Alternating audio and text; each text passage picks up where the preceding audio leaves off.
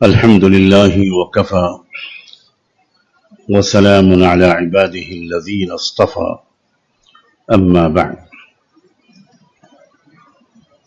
أعوذ بالله من الشيطان الرجيم بسم الله الرحمن الرحيم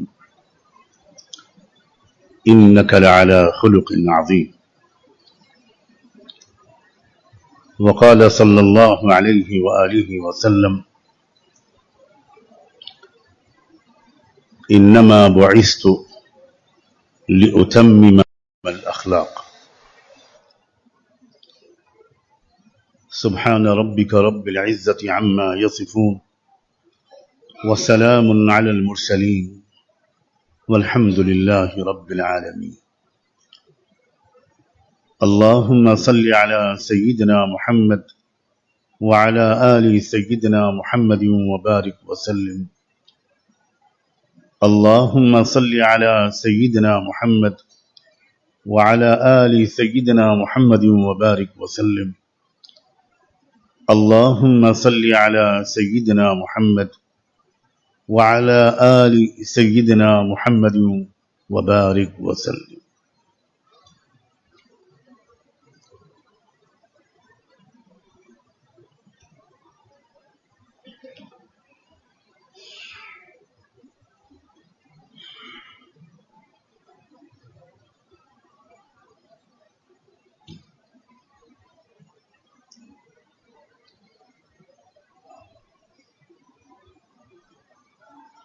ہر انسان کے ذمے اپنی مکمل اصلاح کی ہر ممکن کوشش کرنا یہ فرض عین ہے.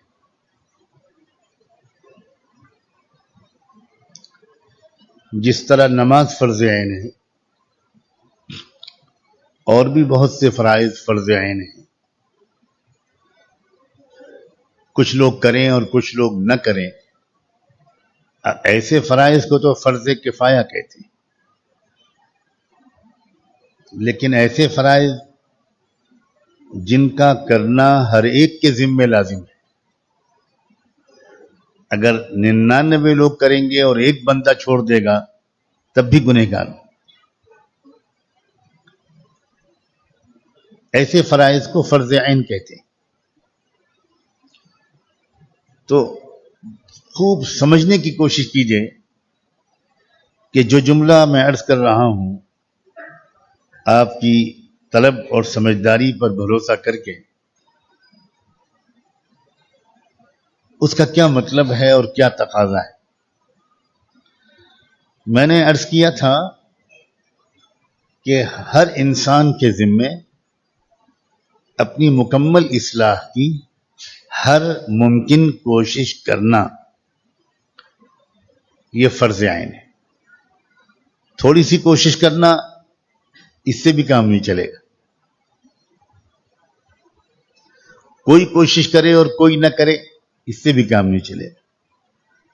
ہر شخص کوشش کرے اور ہر ممکن کوشش کرے، بھرپور کوشش کرے، جتنی کر سکتا ہو وہ کرے.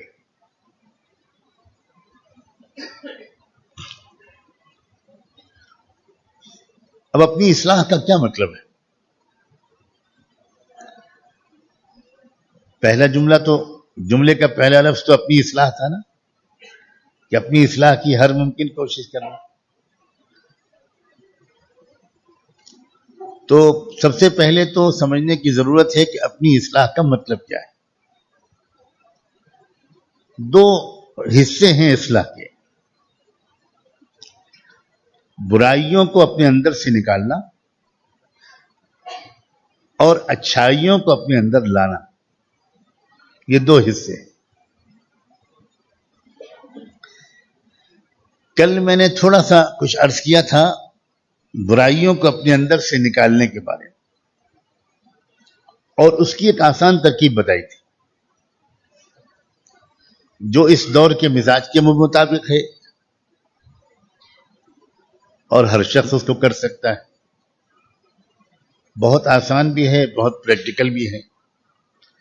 اور جن جن لوگوں نے اب تک اس طریقے پر عمل کیا وہ بہت خوش ہیں.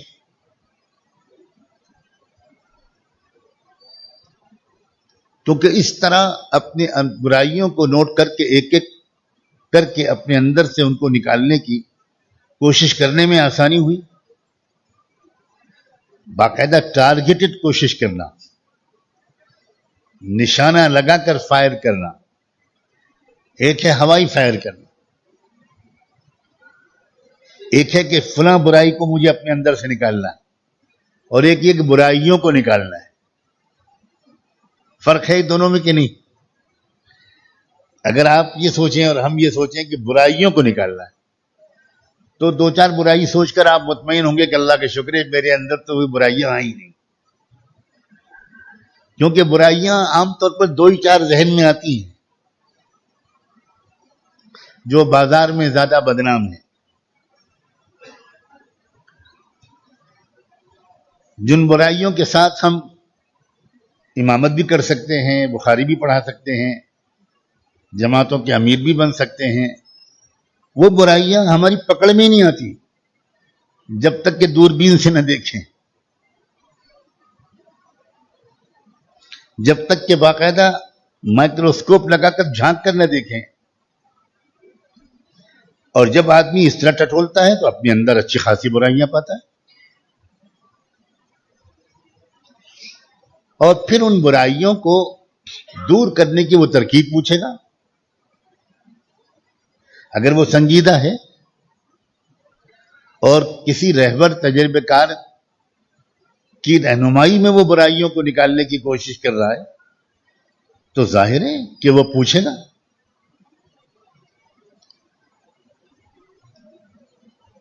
اب مان لیجیے آپ نے کل سے اب تک کچھ جائزہ لیا ہوگا، پتہ نہیں لیا ہے کہ نہیں لیا، آئندہ لیں گے انشاءاللہ اگلے سال.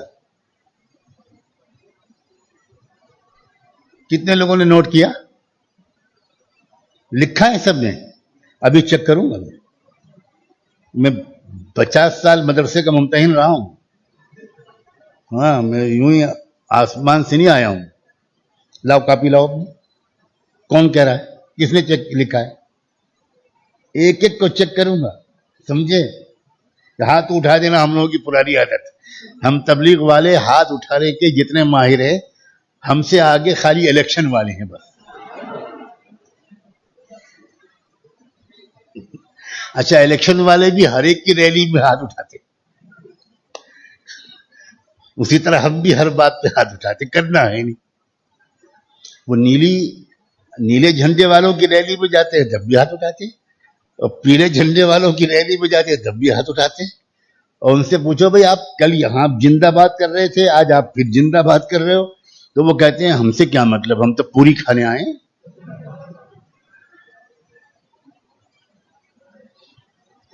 تو بھائی ویسے نہ بنو پوری کھانے والوں کی طرح، سنجیدگی اختیار کرو. مجھے امید ہے کہ آپ سب سچ بول رہے ہیں، واقعی آپ نے کچھ فکر کی ہے، نوٹ کیا ہے. اگر نہیں کیا تو اب کریں گے انشاءاللہ.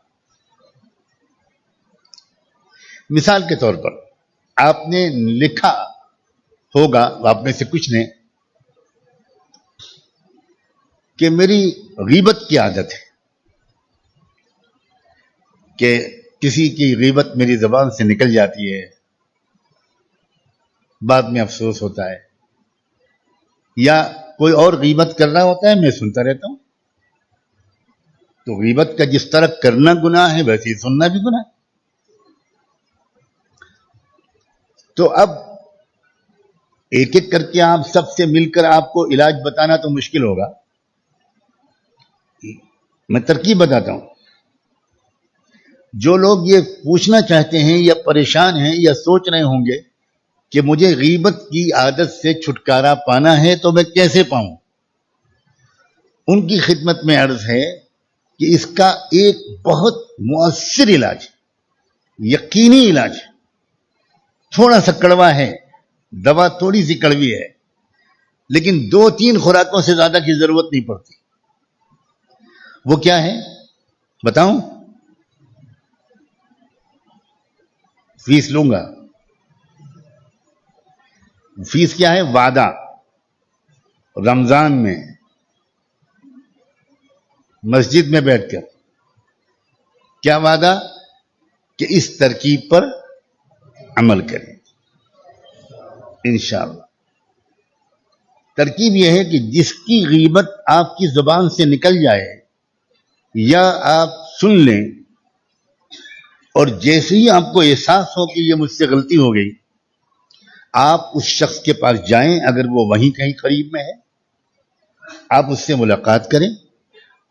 اگر ملاقات نہیں ہو پائے، کسی اور شہر میں چلا گیا وہ، تو آپ ٹیلی فون کریں، رابطہ قائم کریں، کچھ کریں، لیکن اس سے معافی مانگیں. اپنی غلطی کا اعتراف کر کے اس سے کہیں کہ بھائی مجھ سے غلطی ہوئی کہ آپ کے بارے میں 2-4 جملے غیبت کے طور پر میری زبان سے نکل گئے. اللہ کے واسطے آپ مجھے معاف کر دیں یا مجھے کوئی سزا دیں، لیکن اس گناہ کی سزا آخرت میں جو ملے گی اس سے مجھے بچا لیں، آپ کا بڑا احسان ہوگا.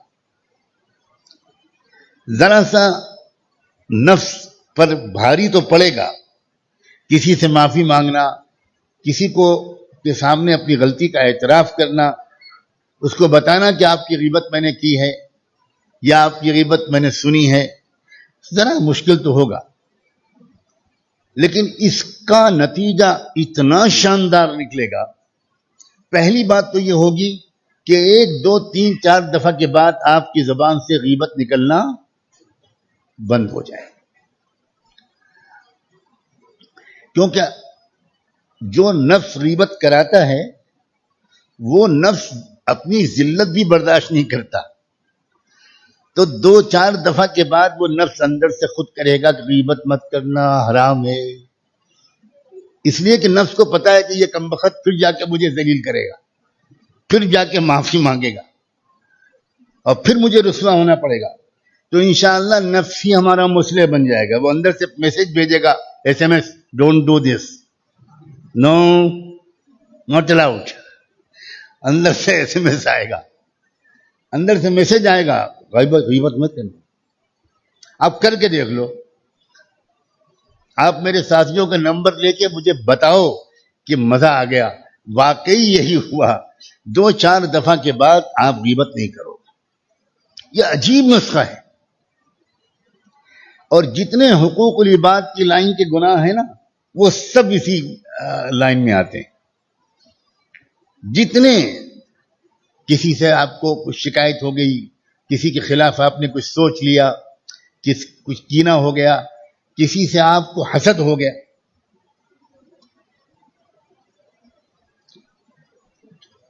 اس کے گھر میں کوئی نئی کار آ گئی، کوئی اس کی بیٹی کا بہت اچھا رشتہ ہو گیا، کوئی اب بہت اچھے مکان میں وہ شفٹ ہو گیا، اس کی ایک دکان کے بعد دوسری دکان بھی ہو گئی. تو اندر سے اگر کہیں خدا نہ خواستہ کچھ جلن، کچھ حسد ہو گئی، اور آپ چونکہ طے کر چکے ہیں کہ مجھے برائیوں کو نکالنا ہے، تو اس کی ترکیب یہ ہے کہ آپ اس شخص سے کہیں کہ مجھے آپ کے بارے میں 1-2 سیکنڈ یا 1-8 منٹ کے لیے حسد کے جذبات آ گئے تھے. میں نے بہت اللہ سے معافی مانگی ہے، لیکن اللہ سے تنہا معافی مانگنے سے کام نہیں چلے گا. یہ تو حقوق العباد کا معاملہ ہے. آپ اللہ کے واسطے یا تو مجھے معاف کر دیجئے، آپ کے اللہ درجے بلند کرے، اور یا مجھے کوئی سزا دے. 2-4 دفعہ کے بعد انشاءاللہ حسد کی عادت ہمیشہ کے لیے چھوٹ جائے. کتنا سستا سودا ہے. حسد اتنا بڑا گناہ ہے کہ دنیا کے سب سے بڑے عبادت گزار کو حسد کے گناہ کی وجہ سے شیطان بنا دیا گیا. یہ سب سے بزرگ ہستی تھی جن کو اب ابلیس کہتے ہیں ہم. یہ اس دور کے سب سے بڑے بزرگ تھے، اور یہ پہلے سے فرشتوں کے درمیان یہ کہتے تھے بھئی عنقریب کچھ ہونے والا ہے، عنقریب کچھ ہونے والا ہے، اور انعام ملنے والا ہے، عزت ملنے والی ہے خدا کی طرف سے. اور اشارہ اندر اندر یہی ہوتا تھا کہ مجھ سے بڑھ کر کوئی مستحق نہیں ہے.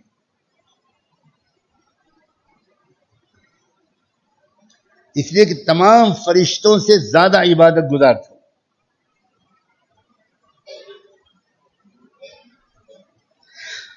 اب جب اللہ تعالیٰ نے اپنا فیصلہ سامنے سنایا اور پتا چلا کہ وہ مقام جو وہ اپنے لیے جس کی امید کر رہا تھا وہ مقام حضرت آدم کو مل گیا، تو اب اس شخص کو زبردست حسد ہو گیا حضرت آدم سے. اور حسد اور تکبر یہ چولی دامن کا ساتھ ہے ان کے اندر، اس کو بھی سمجھو.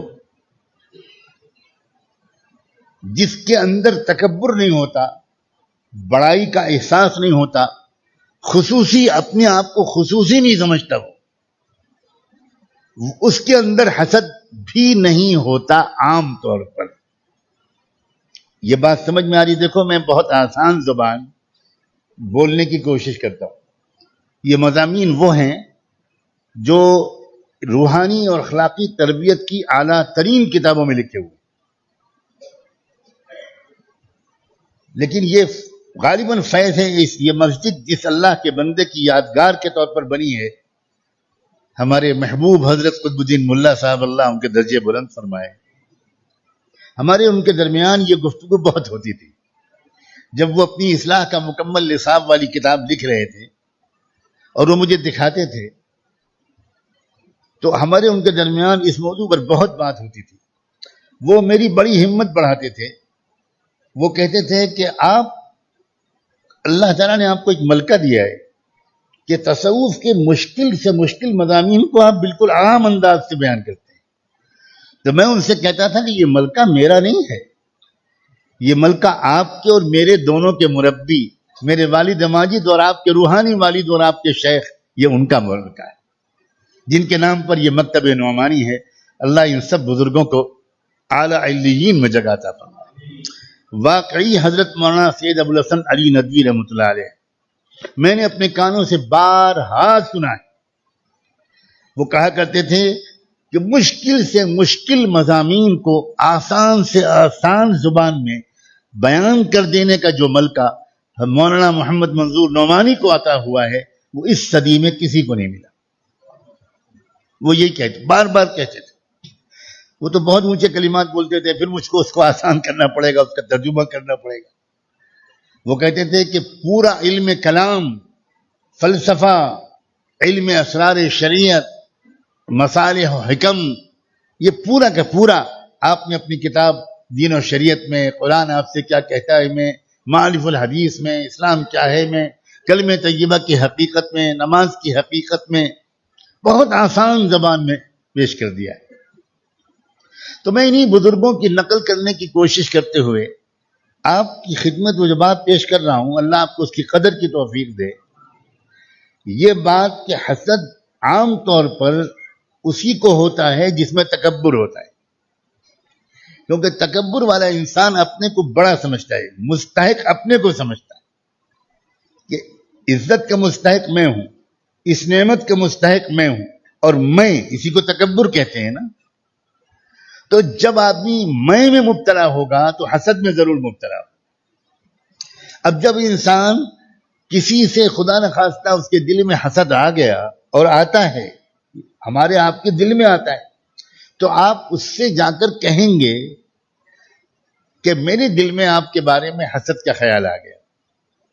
تو اگر آپ یہ کہیں گے تو حسد تو دو چار دفعہ کے بعد دور ہوگا، تکبر اسی وقت آپ کا ٹوٹ جائے گا.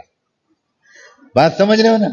کیونکہ اپنی غلطی کا اعتراف کرنا یہ آسان کام ہے کہ اپنے کو چھوٹا بنا لینا ہے، اور جس نے اپنے کو چھوٹا بنا لیا وہ تکبر سے بچ گیا. تو ایک ہی گولی سے دو مہلک بیماریوں کا علاج، کتنا آسان ہے یہ میں ان کی خدمت میں پیش کر رہا ہوں کہ جن کو فکر ہو گئی ہوگی کہ ہمیں اپنی برائیوں کو اپنے اندر سے نکالنا ہے، اور جو یہ سوچ رہے ہوں گے کہ نکالنا تو ہے مگر کیسے نکالوں، تو وہ کیسے کا جواب دے رہا ہوں. عام طور سے اللہ تعالیٰ آپ ہی کے سوالوں کے جوابات ہماری زبان سے نکلواتے ہیں. جتنی آپ کی طلب ہوتی ہے اتنے ہی اللہ تعالیٰ رہنمائی فرماتے ہیں کہ ان کی خدمت میں کیا پیش کیا جائے.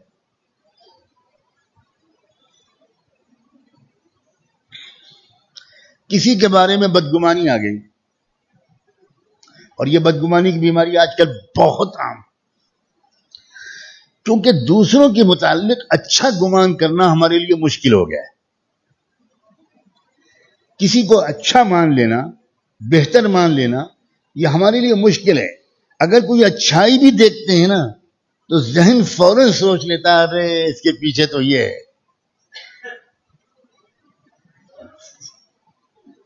اپنی برائی دیکھ کر بھی اپنے سے بدگمان نہیں ہوتے ہم. اپنی برائی کا بھی کوئی بہانہ ڈھونڈتے ہیں، کوئی دلیل ڈھونڈتے ہیں، کوئی جواز ڈھونڈتے ہیں، اور دوسرے کی اچھائی کے ساتھ بھی بدگمانی کرتے ہیں. یہ بیماری بہت عام ہے، بہت عام.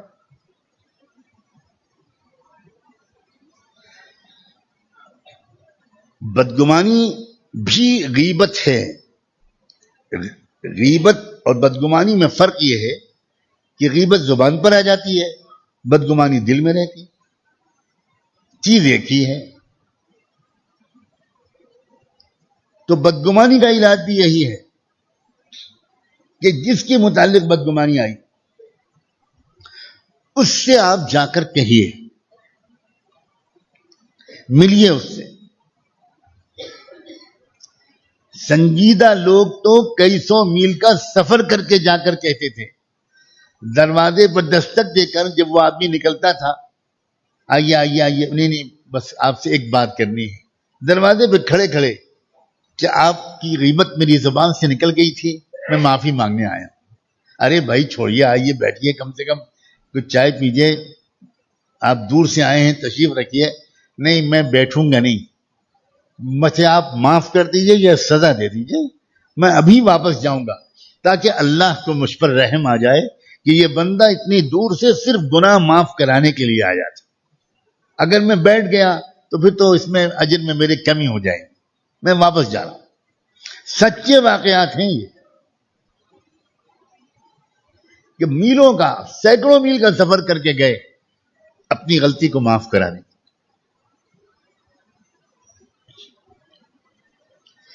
جس کسی کے بارے میں بدگمانی آگاہ آ جائے، آپ جائیے اس کے پاس، ہو سکے تو جائیے. اور بالکل مجبوری ہے تو ٹالیے مت، فون سے بات کر لیجیے اور اس سے اعتراف کر لیجیے کہ آپ کے بارے میں ایک بدگمانی میرے اندر آ گئی، میں ہاتھ جوڑ کے معافی مانگتا ہوں. ہمت اگر آپ کرم فرمائیں تو معاف کر دیں، ورنہ کوئی سزا دے دیں، جو سزا آپ مناسب سمجھیں. حکیم الامت حضرت اقدس تھانوی رحمۃ اللہ علیہ بیماریوں کا علاج اس طرح بہت کرتے تھے، بہت کرتے تھے، اور اسی لیے ان کو حکیم الامت کہا گیا. وہ واقعی حکیم تھے.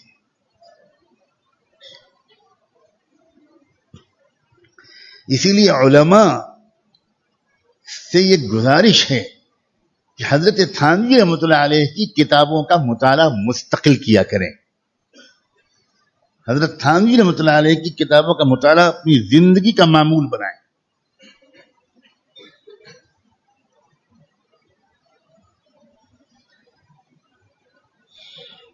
ایک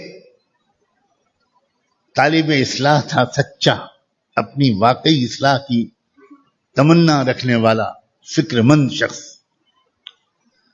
اس نے حضرت حکیم الامت سے عرض کیا کہ حضرت میرے اندر تکبر کی بیماری ہے اور کوشش کر رہا ہوں، نکل نہیں رہی. حضرت کوئی ترکیب بتائیں کہ میں اس بیماری سے چھٹکارا پا جاؤں. حضرت نے دیکھ لیا، اندازہ کر لیا کہ یہ رسمی طور پر نہیں پوچھ رہا ہے، یہ واقعی سچے دل سے، سچی طلب کے ساتھ پوچھ رہا ہے. یہ فکر مند ہے اور جب میں بتاؤں گا تو عمل کرے گا. ہمارے ماہر رہبر اسی کو بتاتے ہیں ترکیب جو عمل کرے. صرف پوچھنے والے کو بتانے سے کیا فائدہ؟ حضرت نے اندازہ کیا کہ یہ شخص سچا طالب ہے تو علاج بتایا کہ آپ 15 دن تک ایک کام کریں. تھانہ بھون اور اس کے علاقے کے اطراف کے جو گاؤں ہیں آپ وہاں پر جائیں اور فجر کی نماز ایک مسجد میں پڑھیں, ظہر کی نماز دوسری مسجد میں پڑھیں. اگر اس گاؤں میں 2 ہی مسجدیں ہوں تو کسی اور گاؤں میں چلے جائیں.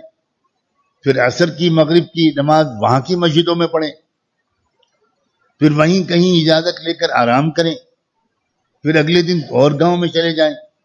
15 دن تک 5 وقت کی نماز کے بعد آپ کھڑے ہو جائیں اور کہیں کہ بھائیو میرے اندر تکبر کی بیماری ہے, آپ میرے لیے دعا کر دیں کہ اللہ مجھے اس بیماری سے چھٹکارا دے دے, آپ کا مجھ پر احسان ہوگا, جزاکم. بس یہ اعلان کر کے بیٹھ جائیں.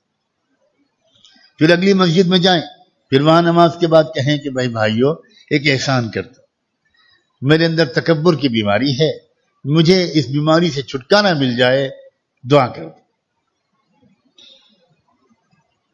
اب آپ سوچو عملی طور پر اپنی غلطی کا اس طرح اعتراف کرنا عام لوگوں کے سامنے, اور وہ بڑے عالم تھے, میں نے نام نہیں لیا ان کا, بڑے عالم تھے, بہت بڑے عالم تھے, اور وہ بہت بڑے عالم جن کی شہرت تھی, اب وہ کھڑے ہو کر ہر مسجد میں دیہاتی نمازیوں کے سامنے کہہ رہے ہیں میرے لیے دعا کر دو, مجھے تکبر سے چھٹکارا مل جائے.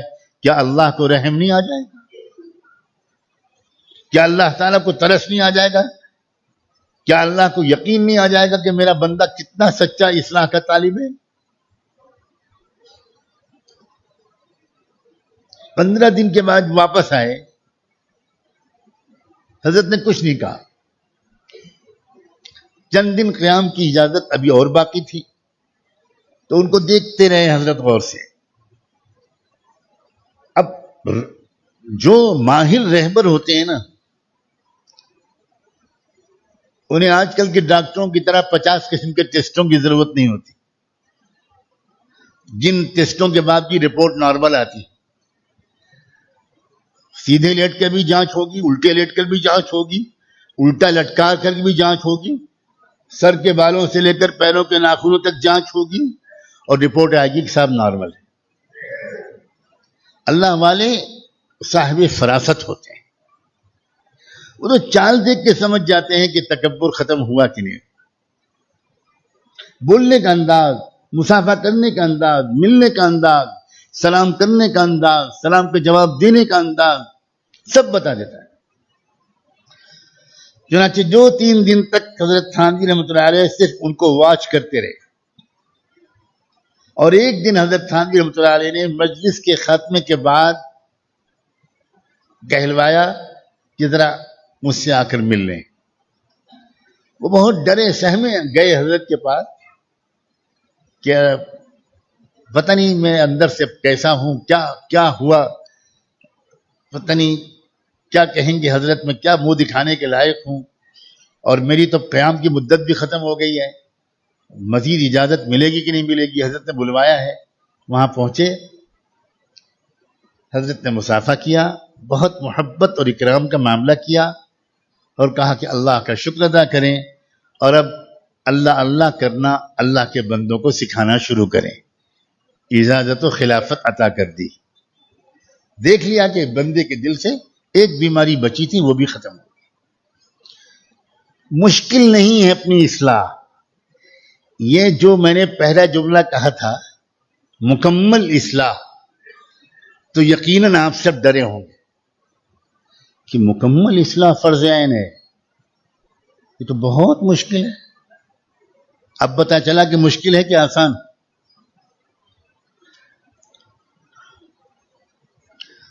مکمل اصلاح ہرگز مشکل نہیں ہے, بس شرط ہے سچی طلب. انسان کو خدا نے ایسا بنایا ہے. کل بھی میں نے انسان کے ارادے کی طاقت کے بارے میں کچھ جملے کہے تھے. انسان کو خدا نے ایسا بنایا کہ جس چیز کی ٹھان لیتا ہے وہ اس کے لیے آسان ہو جاتی ہے. کوئی طے کر لیتا ہے کہ مجھے کنویں کے اندر موٹر سائیکل چلانی ہے تو مجھے تو بولتے ہوئے چکر آنے لگتا ہے. آپ میں سے کچھ کو سن کر آ رہا ہوگا اور کچھ ہیں ماشاءاللہ جنات کی اولاد کہ وہ موٹر سائیکل چلاتے ہیں، گرتے ہیں، دھڑ دھڑ گرتے ہیں، اور ان کی بیوی ہاتھ جوڑتی ہے کہ بابا روٹی کمانے کا اور کوئی طریقہ اختیار کر لو، یہ مت کرو، سر پھوٹ جائے گا. لیکن دن ہے، انسان کا ارادہ ہے نہیں مجھے تو یہی کرنا، اور پھر آخر سیکھ لیتے ہیں اور پھر سرکس میں خوب کماتے ہیں. لوگ دنیا بھر کے تماشا دیکھنے آتے ہیں کہ دیکھو موٹر سائیکل چلا رہا ہے کنویں میں. انسان کے اندر کیا نہیں کر سکنے کی طاقت ہے. اپنی ان بیماریوں سے چھٹکارا پانا ہمارے لیے مشکل ہے، یہ شیطان نے ہمارے دل میں ڈالا.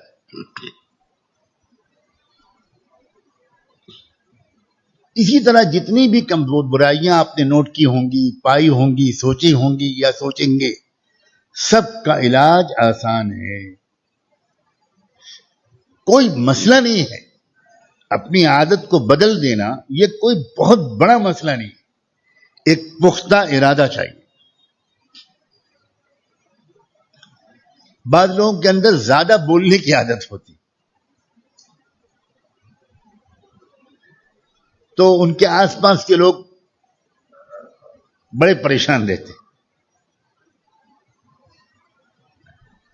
تو وہ جو زیادہ بولنے کی عادت والے لوگ ہیں ان کے لیے تو اور آسان ہے، انہیں کہیں جانا بھی نہیں. وہ اپنے آس پاس کے لوگوں ہی سے کہتے کہ زیادہ بولنے لگوں تو کوئی اشارہ کر دینا، بس ختم. اس وقت بھی کچھ لوگوں کو میں نشانہ بنا کر یہ بات کہہ رہا ہوں. اب وہ سمجھ رہے ہیں اور میں سمجھ رہا ہوں، باقی لوگ کیوں سمجھے. وہ اپنے پاس والوں سے کہتے ہیں ان لوگوں کو کوئی سفر نہیں کرنا، کہیں نہیں جانا، فون بھی نہیں کرنا. ہو سکتا ہے اب بیوی سے کہتے ہیں کہ بھائی تم ہی بتا دیا کرو. بیوی ذرا ڈرے گی کہ اس میں ان کے پاس تو طلاق کا ہنٹر ہے. ہاں، انسان اگر چاہے تو اپنی برائیاں ایک ایک برائی کو اپنے اندر سے نکال سکتا، ایک ایک برائی کو اپنے اندر سے نکال سکتا. نوجوانی کی عمر میں، بچپن میں، نوجوانی میں، بالکل جب نوجوانی شروع ہوتی ہے یہ بڑا خطرناک دور ہوتا ہے، اور اکثر ہمارے بچوں کو، بچیوں کو اس عمر میں وہ تربیت نہیں ملتی ماں باپ کی طرف سے جو ان کو ملنی چاہیے. ایک حجاب، ایک تکلف رہتا ہے، ایک شرم رہتی ہے، ایک کمیونیکیشن گیپ رہتا ہے. ایک تو مشکل یہ ہوتی ہے کہ باپ بھی اپنے بچپن کو بھول جاتا ہے کہ میں جب بچہ تھا تو مجھ سے کیا غلطیاں ہوئی تھیں. ماں بھی بھول جاتی ہے کہ مجھ سے یا میری سہیلیوں سے کیا غلطیاں ہوئی تھیں. اور دوسری بات یہ کہ بھول جانے کے علاوہ کمیونیکیشن گیپ ہے. باپ اپنے بچے سے 14 سال 15 سال کے بچے سے کھل کے بات نہیں کرتا، اور وہ بیچارہ نوجوان بچہ، اسے کچھ زیادہ تفصیلات نہیں معلوم ہے. اس کے تو بس وہ خواہشات اور جذبات نئے نئے بھڑکنے شروع ہوتے ہیں، اور وہ زیادہ تفصیلات نہیں جانتا کہ اس کے کیا نقصانات ہیں، کیا ہوگا. اور کوئی بڑا ہوتا ہے جو سب سے پہلے اس طرح کے جرائم میں اس کا چسکا لگاتا ہے. کبھی کبھی اس کا سگا بھائی ہوتا ہے، کبھی اس کا کزن ہوتا ہے، کبھی اس کا کوئی چچا زاد، خالہ زاد، پھوپھی زاد بھائی ہوتا ہے، کبھی اس کا کوئی دوست اور ساتھی اور کھلاڑی ہوتا ہے، اور بالآخر اس کو چسکا لگ جاتا ہے، عادت پڑ جاتی ہے. یا تنہائی کے گناہ جو نوجوان بچے اور بچیاں کسی اور کے ساتھ مل کر نہیں کرتے، اکیلے کرتے ہیں. آپ اشاروں کو سب سمجھ رہے ہیں. پریشان ہیں آج کل لاکھوں بچے اور بچیاں، اور میرا فرض ہے کہ اپنے جگر کے ان ٹکڑوں سے میں کھل کر بات کروں. یہ امت کا مستقبل ہے نوجوان، اور یہ ان بیماریوں سے خوش نہیں ہیں، پریشان ہیں، لیکن کیسے نکلے اس سے؟ کیونکہ یہ 13 سال سے 19 سال تک کی جو عمر ہے جس کو ٹین ایج کہتے ہیں، اس میں اس طرح کی بہت سی غلطیاں 99% لوگ۔ اب اکیلے کے گناہوں سے بچنے کی ترکیب کیا ہے؟ بہت آسان ترکیب۔ دیکھو، گناہ عملی شکل میں اختیار ہونے سے پہلے گناہ کا خیال آتا ہے، ہمیشہ یاد رکھو، پہلے خیال آئے گا۔ اب خیال کو عمل میں کنورٹ ہونے سے پہلے روک دو، اور اس کا طریقہ یہ ہے کہ آپ جس پوزیشن میں ہو اس کو فوراً بدل دو۔ اگر آپ لیٹے ہوئے ہو تو بیٹھ جاؤ، کھڑے ہو جاؤ، ٹہلنے لگو، درود شریف پڑھنے لگو، قرآن مجید ہاتھ میں اٹھا لو، تلاوت شروع کر دو، سورہ فاتحہ پڑھنا شروع کر دو، درود شریف پڑھنا شروع کر دو، کمرے سے باہر نکل جاؤ، کوئی کتاب لے کر پڑھنا شروع، ذہن کو ادھر سے ہٹا لو۔ اگر خیال ادھر سے ہٹ گیا 2-3 منٹ میں سب ختم ہو جائے، بچ جاؤ گے۔ لیکن اگر اس خیال کو سوچتے رہے تو پھر اپنے آپ کو روکنا بہت مشکل ہو جائے۔ یہ ترکیب ہے عملی، بالکل پریکٹیکل ترکیب ہے، کوئی مشکل نہیں ہوگا، اور 2 4 6 7 دفعہ یہ کرنے کے بعد انشاءاللہ میں قسم کھا کے یقین دلا سکتا ہوں کہ پھر اس کی ضرورت ہی پڑنا بند ہو جائے۔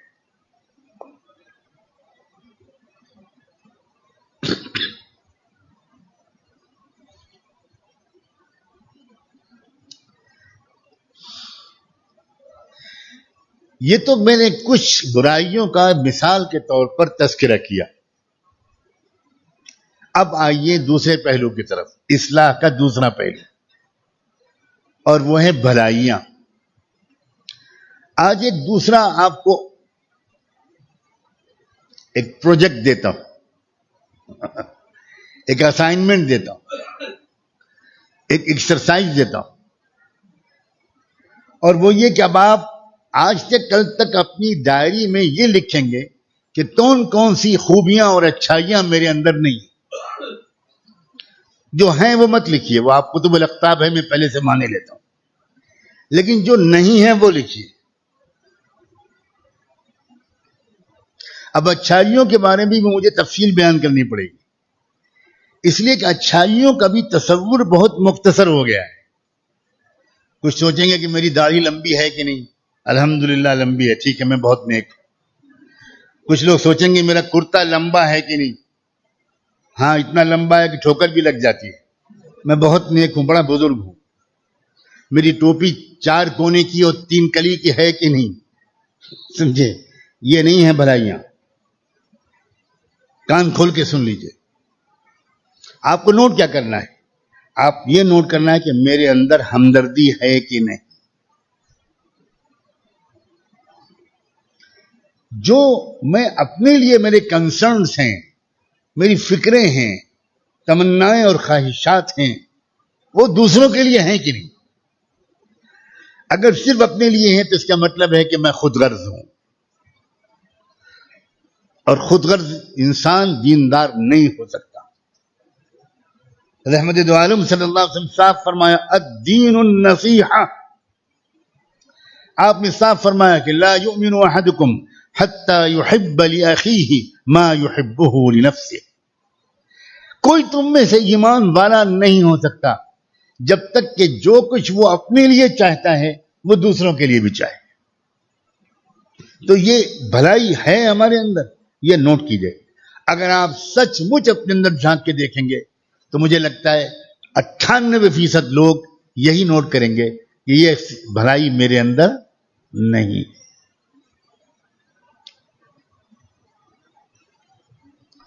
شرافت، آہستہ بولنا، درمیانی چال باوقار انداز سے چلنا، نگاہوں کو نیچا رکھنا، یہ بھلائیاں میرے اندر ہیں کہ نہیں؟ نفرت کے جواب محبت سے دینے کا سلیقہ یہ میرے اندر ہے یا نہیں؟ یہ ہے دین کا خلاصہ، دین کا جوہر اور نچوڑ۔ ہاتھ یہاں پر رکھ کے نماز پڑھتے ہیں کہ یہاں پر رکھ کے نماز پڑھتے ہیں، یہ دین کا نچوڑ بالکل نہیں ہے۔ دونوں بالکل جائز ہے، بالکل درست۔ آمین ہلکے سے کہتے ہیں کہ آمین زور سے کہتے ہیں، دونوں بالکل درست ہے، بس زور سے، اتنا زور سے نہیں۔ حدیث میں جو ہمارے علماء کہتے ہیں وہ آمین بالجہر ہے، آمین بالنعر نہیں ہے۔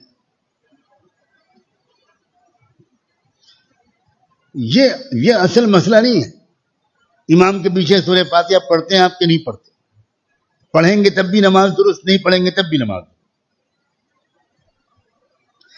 رکوع سے پہلے اور رکوع کے بعد رفع دین کرتے ہیں کہ نہیں کرتے؟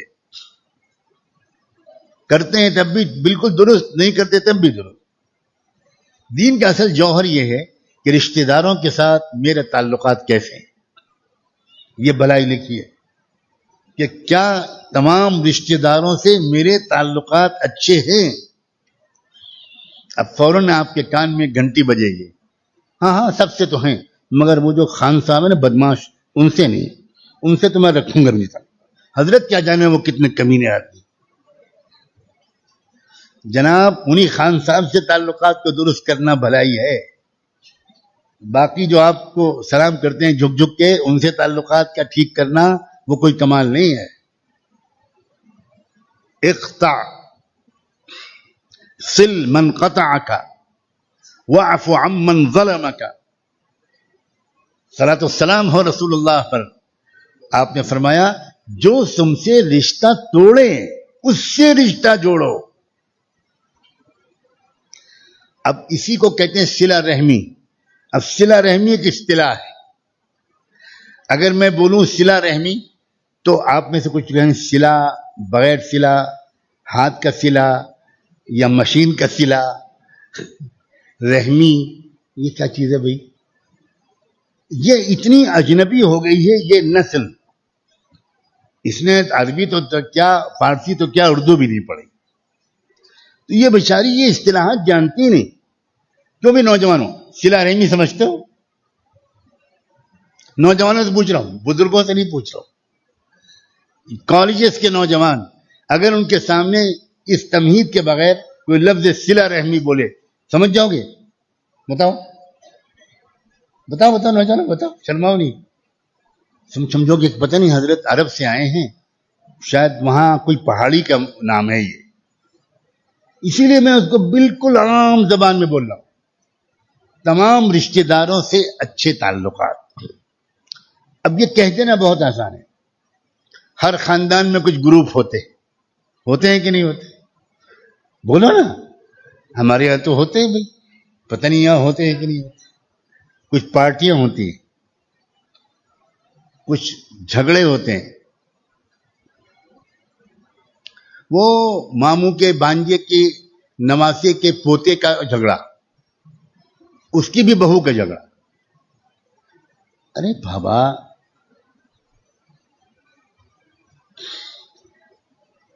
یہ بہت بڑی بھلائی ہے کہ انسان اپنے ساتھ ہونے والی زیادتیوں کو ایسے برداشت کرے کہ جو رشتہ دار زیادتیاں کر رہا ہے اس کو تو وہ یہ سوچنے لگے کہ یہ صاحب اتنے بیوقوف ہیں کہ ان کو یہ بھی پتہ نہیں ہے کہ ہم ان کے ساتھ زیادتی کر رہے ہیں۔ سمجھ رہے ہو آپ بات؟ وہ آپ کو ایسا سمجھے کہ یہ تو بالکل لگتا ہے کہ بالکل اللہ میں کی گائے ہے، ان کے ساتھ ہم نے کیا کیا، ان کی زمین بھی دبا لی، ان کا حصہ بھی دبا لیا، ان کا یہ بھی کر دیا، ان کا وہ بھی کر دیا، ان کی بیٹی کا جب رشتہ ہوا تو اس میں بھی ہم نے اڑنگا لگایا، نقصان پہنچانے کی کوشش کی۔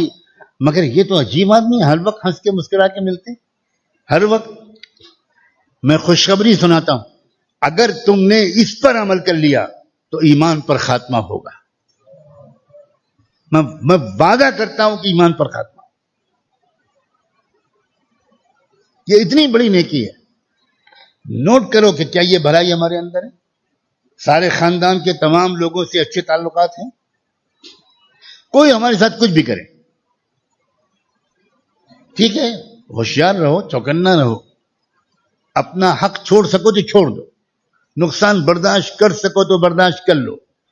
تھوڑے دن انتظار کر سکو گے تو اپنی آنکھوں سے دیکھو گے کہ جس نے تمہارا برا چاہا تھا اس کی حالت تو نیچے کی طرف گئی، اور تم نے اس کو دل سے معاف کیا تھا، اپنا نقصان برداشت کر لیا تھا، اور زبان قال یا زبان حال سے یہ تمہارا جواب تھا کہ بھائی جان محبتوں سے محروم نہ کیجئے، باقی سب لے جائیے، باقی سب لے جائیے، اللہ کے واسطے رشتہ باقی رکھیے، میں سب چھوڑنے کو تیار. اگر تم نے یہ رویہ اختیار کیا تو تمہارے ساتھ یہ رویہ ہوگا. ہاں تھوڑا انتظار کرنا پڑے گا، چند مہینے اور چند سال، اس کے بعد دیکھنا کہ تم اوپر جاؤ گے اور وہ نیچے جائے گا.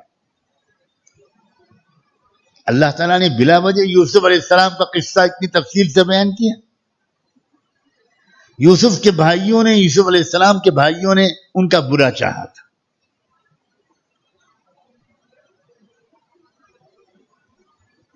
بہت برا چاہا تھا، بہت بڑے بڑے ظلم کیے تھے، لیکن انجام کیا ہوا؟ یوسف جن کے ساتھ اتنا برا کیا تھا ان کے بھائیوں نے، وہ تو بن گئے بادشاہ، روزی بانٹنے والے، خزانوں کے مالک. اور وہ بھائی جنہوں نے برا چاہا تھا اپنے اس بھائی کا، وہ بھائی کنگال اور فقیر بن کر، بھکمری سے مجبور ہو کر، بھیک کا پیالہ لے کر اپنے اس بھائی کے سامنے آ کر بھیک مانگنے پر مجبور ہوئے. اوفی لنا الکیل وتصدق علینا جئناک ببضاعۃ مزجاۃ فاوفی لنا الکیل وتصدق علینا. اے بادشاہ سلامت، ٹوٹی پھوٹی کچھ چیزیں قیمت کے طور پر ہم لے کر آئے ہیں، پوری قیمت تو نہیں دے سکتے. ہمیں جتنے غلے کی ضرورت ہے اتنے غلے کی ہم قیمت نہیں لا پائے. ہمارے گھر میں 2-4 پیسے دھکے تھے، وہ لے آئے، یہ آپ رکھ لیجئے اور ہم کو بہت بھرپور طریقے پر غلہ دے دیجئے. اس قیمت کا جو غلہ آتا ہو وہ تو دے ہی دیجئے، لیکن باقی اس کے علاوہ وتصدق علینا، ہم کو خیرات کے طور پر بھی صدقہ دے دیجئے. یہ وہ بھائی مانگ رہے ہیں، کہہ رہے ہیں جنہوں نے برا چاہا تھا. اور جس کا برا چاہا تھا وہ یہ اپنے بھائیوں کی حالت دیکھ کر برداشت نہیں کر سکا. برداشت نہیں کر سکے کا مطلب اب تک وہ چھپائے ہوئے تھے، یہ تو نہیں پہچان رہے تھے کہ جس کو ہم بادشاہ سمجھ کر مانگ رہے ہیں وہ ہمارا وہی بھائی ہے یوسف، جس کے ساتھ ہم نے کتنا برا سلوک کیا تھا. وہ نہیں پہچان پائے، کیونکہ وہ تو اب ان کے تو حلیہ ہی بدل گیا ہوگا، وہ تو اب تخت شاہی پر بیٹھے ہوئے بادشاہ سلامت ہیں، کیا شان ہوگی. اور وہ پہچان گئے اپنے بھائیوں کو. لیکن جب یہ زبان سے جملہ سنا تو اب برداشت، اب تک وہ خاموش تھے اور چھپائے ہوئے تھے، اب وہ فوراً انہوں نے سوچا کہ بھئی اب مجھ سے برداشت نہیں ہوتا، اب مجھے اپنا تعارف کرا دینا چاہیے. تو کہتے ہیں کہ یوسف کے ساتھ آپ لوگوں نے جو سلوک کیا تھا وہ یاد ہے؟ یہ نہیں کہتے کہ میرے ساتھ جو سلوک کیا تھا، یوسف کے ساتھ جو سلوک آپ لوگوں نے کیا تھا وہ یاد ہے؟ اِنَّكَ لَأَنْتَ یوسف، اللہ اکبر. اب ان کی چیخ نکلتی ہے، کیا کیا کیا کیا آپ یوسف ہیں، آپ وہی یوسف ہیں. یہ وہ کہہ رہے ہیں ہاں یوسف وہذا اخی، ہاں میں یوسف ہوں اور یہ میرا حقیقی بھائی بنیامین ہے. اور اس سے پہلے کہ ان کو معافی مانگنا پڑے، یہ بندہ خدا خود کہتا ہے لا تثریب علیکم اليوم، چھوڑو اس قصے کو، سب معاف ہے، آج کسی طرح کا کوئی انتقام، کوئی سزا تم سے نہیں لی جائے گی. قطعا نہیں، تم سب کچھ بھرپور لے کر جاؤ، خوب سامان لے کر بھیجا اور کہا جاؤ اور وَأْتُونِي بِأَهْلِكُمْ أَجْمَعِينَ، اور پورے خاندان کے تمام افراد کو لے کر آنا۔ 99 افراد کا قافلہ آیا وہاں سے، تمام رشتے دار، پورا خاندان۔ حالانکہ وہ پورا خاندان کسی نے ساتھ نہیں دیا تھا یوسف علیہ السلام، تنہا چھوڑ دیا تھا ان کو اور ان کے غمزدہ باپ کو، کیونکہ پاورفل یہ بھائی لوگ زیادہ پاورفل تھے اور لوگ انہی کا ساتھ دے رہے تھے۔ لیکن اب وہ کہہ رہے ہیں کہ سب کو لاؤ، میں اکیلا یہاں انجوائے کروں، میں اکیلا عزت سے رہوں، اور میرا خاندان دیہات میں پڑا، خوش سالی اور قحط میں پڑا، پریشانیوں میں رہے، یہ مجھ سے نہیں ہوگا، سارے خاندان کو لے کر آؤ۔ اور وہ پورا خاندان آیا اور شہر کے دروازے پر یوسف علیہ السلام پورے سرکاری انتظامات کے ساتھ استقبال کے لیے حاضر ہوئے۔ ادخلوا مصر انشاءاللہ آمین، آئی تشریف لائی، سب لوگ آئیے، خود استقبال کیا، شاہی سواری پر بٹھایا، شاہی سواری پر اپنے والدین کو بٹھایا، اعزاز و اکرام کے ساتھ لے کر آئے تخت شاہی پر۔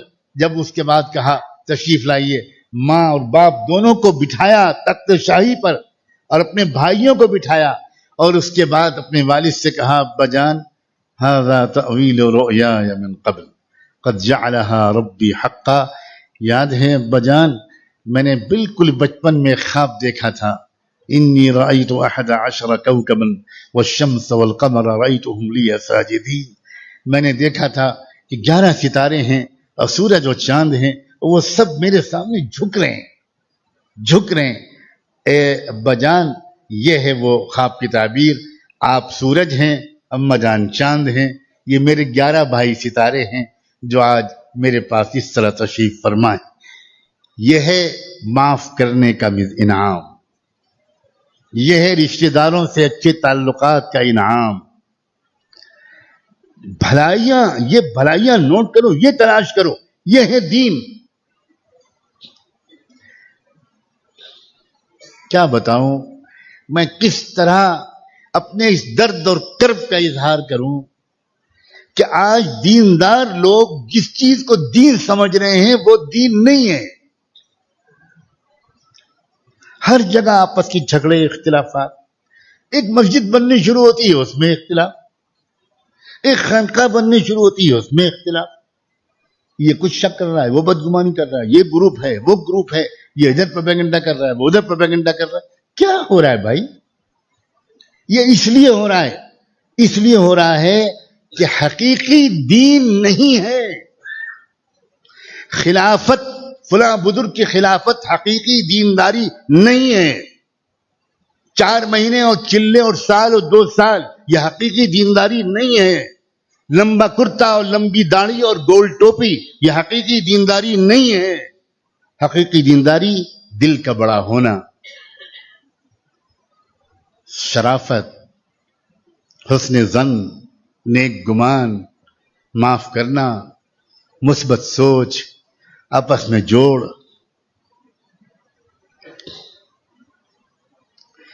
ہم اتنے سخت لفظ زبان پر آ رہا تھا لیکن میں روک رہا ہوں اپنے آپ کو، ہم اتنے گندے لوگ ہیں کہ ہم جہاں جاتے ہیں اس ماحول کو گندا بنا دیتے ہیں۔ ہم مدرسے میں جاتے ہیں وہاں گروپ بنا دیتے ہیں، ہم تبلیغ میں جاتے ہیں وہاں گروپ بنا دیتے ہیں، ہم خانقاہ میں جاتے ہیں وہاں گروپ بنا دیتے ہیں۔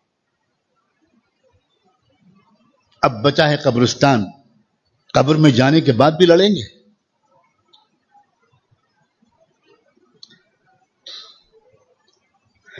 ہم دینداروں کی یہ منافقانہ دینداری دیکھ کر امت کے بہت سے باصلاحیت لوگ، ویژنری لوگ، پروفیشنل لوگ، بہت پڑھے لکھے لوگ، انقلابی جذبات رکھنے والے لوگ امت کے دینداروں کی اتنی نیچی حرکتیں دیکھ کر دور دور رہتے ہیں، اور جتنا ان کے اندر دین ہے اسی کو کافی سمجھتے ہیں۔ قصوروار وہ نہیں ہیں، کم سے کم میرے نزدیک قصوروار ہم ہیں۔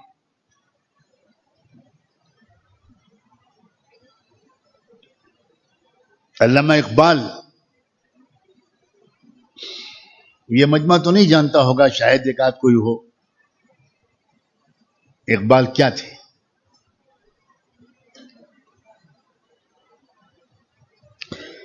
زندگی کے آخری حصے تک اقبال کلین شیو رہے، داڑھی نہیں رکھتے تھے.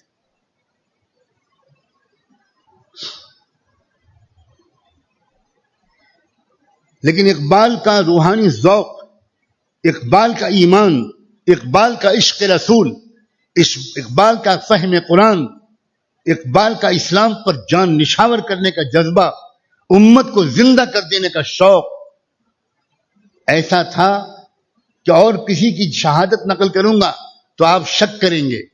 آپ جس پر بھروسہ کر سکتے ہیں اس کی گواہی نقل کرتا ہوں. حضرت مولانا الیاس رحمۃ اللہ علیہ، کم سے کم یہ مجمع تو بولو وہ ہے جو ان پر بھروسہ کر سکتا ہے. حضرت مولانا الیاس رحمۃ اللہ علیہ کے سامنے کسی شخص نے علامہ اقبال کی ایک ظاہری شکل صورت کے بارے میں کچھ تبصرہ کرنا شروع کیا تو علامہ حضرت مولانا الیاس رحمۃ اللہ علیہ نے اس کہنے والے کے منہ پر ہاتھ رکھ دیا اور کہا بھائی اقبال کے بارے میں کچھ مت کہا کریں، وہ صاحب مقام ہے. یہ اقبال کہتے ہیں اٹھا اقبال مدرسہ و خانقاہ سے غمناک، اٹھا اقبال مدرسہ و خانقاہ سے غمناک، نہ زندگی نہ محبت نہ معرفت نہ نگاہ. یہ ہے دین، زندگی، محبت، معرفت، نگاہ. یہ ہے دین کی حقیقت، یہ ہے دین کی حقیقت. میری تمنا یہ ہے کہ آپ ہم سب، ہماری سطح بلند ہو. جس بات کو آپ 10 20 25 30 سال سے سنتے چلے آ رہے ہیں وہی میں کہتا رہوں تو آپ کی سطح کیسے بلند ہوگی؟ کیسے آپ کو شوق ہوگا کہ ہم آگے بڑھیں؟ اسی اقبال نے شکوہ کیا تھا کہ خدا بندہ یہ تیرے سادہ دل بندے کدھر جائیں، خدا بندہ یہ تیرے سادہ دل بندے کدھر جائیں، کہ درویشی بھی عیاری ہے سلطانی بھی عیاری.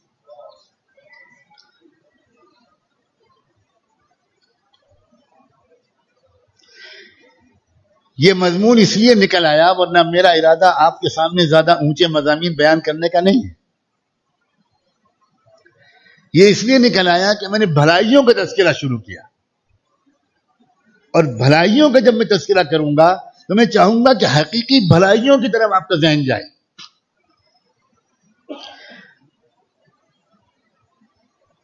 آپ بھلائی کے سلسلے میں اس پر مطمئن نہ ہو کہ میں تو فلاں کا خلیفہ ہوں، بھلائی کے سلسلے میں اس پر مطمئن نہ ہو کہ میرا تو ہر سال کا چلہ لگتا ہے، بھلائی کے سلسلے میں اس پر مطمئن نہ ہو کہ میں تو فلاں مدرسے کا فارغ، میں نے دورہ بھی کیا ہے، افتاء بھی کیا ہے، تکمیل بھی کی ہے، اور یہ بھی کیا ہے اور وہ بھی کیا ہے. یہ سب بالکل علامت نہیں ہے.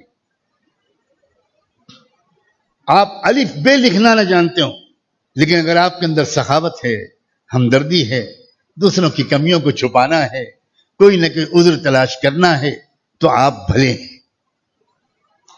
آپ چاہے الف بے لکھنا نہیں جانتے. بھلائیاں تلاش کر کے لکھیے اپنی ڈائری میں، یہ ہے بھلائی میرے اندر. کیا معاملات میں وقت کا پابند ہوں؟ اگر میں نے کسی کو 5 بجے ملنے کا وقت دیا تو کیا میں 5 بجے سے پہلے وہاں پہنچنے کی پوری بھرپور کوشش ہمیشہ کرتا ہوں؟ اس کو لکھیے. اگر نہیں تو میں بہت بڑا مجرم. ہمارے قوم میں، بالخصوص ہمارے دیندار طبقے میں، وقت پر پہنچنا یقینی نہیں آتا. اگر کسی صاحب نے 5 بجے ملنے کا وعدہ کیا تو جس سے ملنے کا وعدہ کیا اس کو اطمینان ہے کہ انشاءاللہ 5:45 بجے سے پہلے تو آئیں گے. اس کو معلوم ہے کہ ددیال کا بھی یہی رواج تھا، سنیال کا بھی یہی تھا، اور سسرال کا بھی یہی ہے. تو یہ جناب بھی انشاءاللہ اپنے بزرگوں کے نقش قدم پر ہی چلیں گے. 5:45 بجے آئیں گے، 6 بجے آئیں گے، اور آ کر کہیں گے کیا تو اور ٹریفک بہت تھا. مجھ سے جب کوئی کہتا ہے کہ ٹریفک بہت تھا تو میں کہتا ہوں اچھا 20ویں صدی میں 21ویں صدی میں آج پہلے دن ٹریفک اتفاق سے زیادہ ہو گیا تو واقعی آپ معذور ہیں. یہ بے دینی کی دلیل ہے میں صاف کہہ رہا ہوں دین کیا ہے اس کو سمجھو. اگر آپ پہلے سے حساب لگا کر نہیں نکلے کہ مجھے 5 بجنے میں 2 منٹ 5 منٹ پہلے اس کے گھر پر پہنچ جانا ہے, ملنے کی جگہ پر پہنچ جانا ہے, تو اس کا مطلب یہ ہے کہ آپ کے اندر دین کی کمی ہے. ہو سکتا ہے کہ نماز کا بہت بڑا نشان آپ کی پیشانی پر ہو, لیکن وہ بالکل دینداری کی علامت کافی نہیں ہے.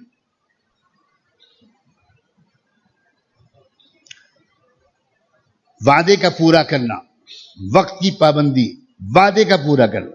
جو وعدہ کیا آپ نے کسی سے, وعدہ کرنے سے پہلے خوب سوچ سمجھ لیں. انتہائی آسانی کے ساتھ ہم ایک دوسرے سے وعدہ کرتے ہیں, اور وعدہ کرتے وقت بھی ہمارے ذہن میں کوئی سنجیدہ ارادہ نہیں ہوتا کہ ہم وعدہ پورا کریں. جی میں انشاءاللہ بالکل میں آتا ہوں, صبح آتا ہوں, میں بالکل پکا صبح آتا ہوں. 11 ساڑھے 11 بجے 12 بجے فون کیا کہ ہاں وہ صبح میں ابھی آتا ہوں.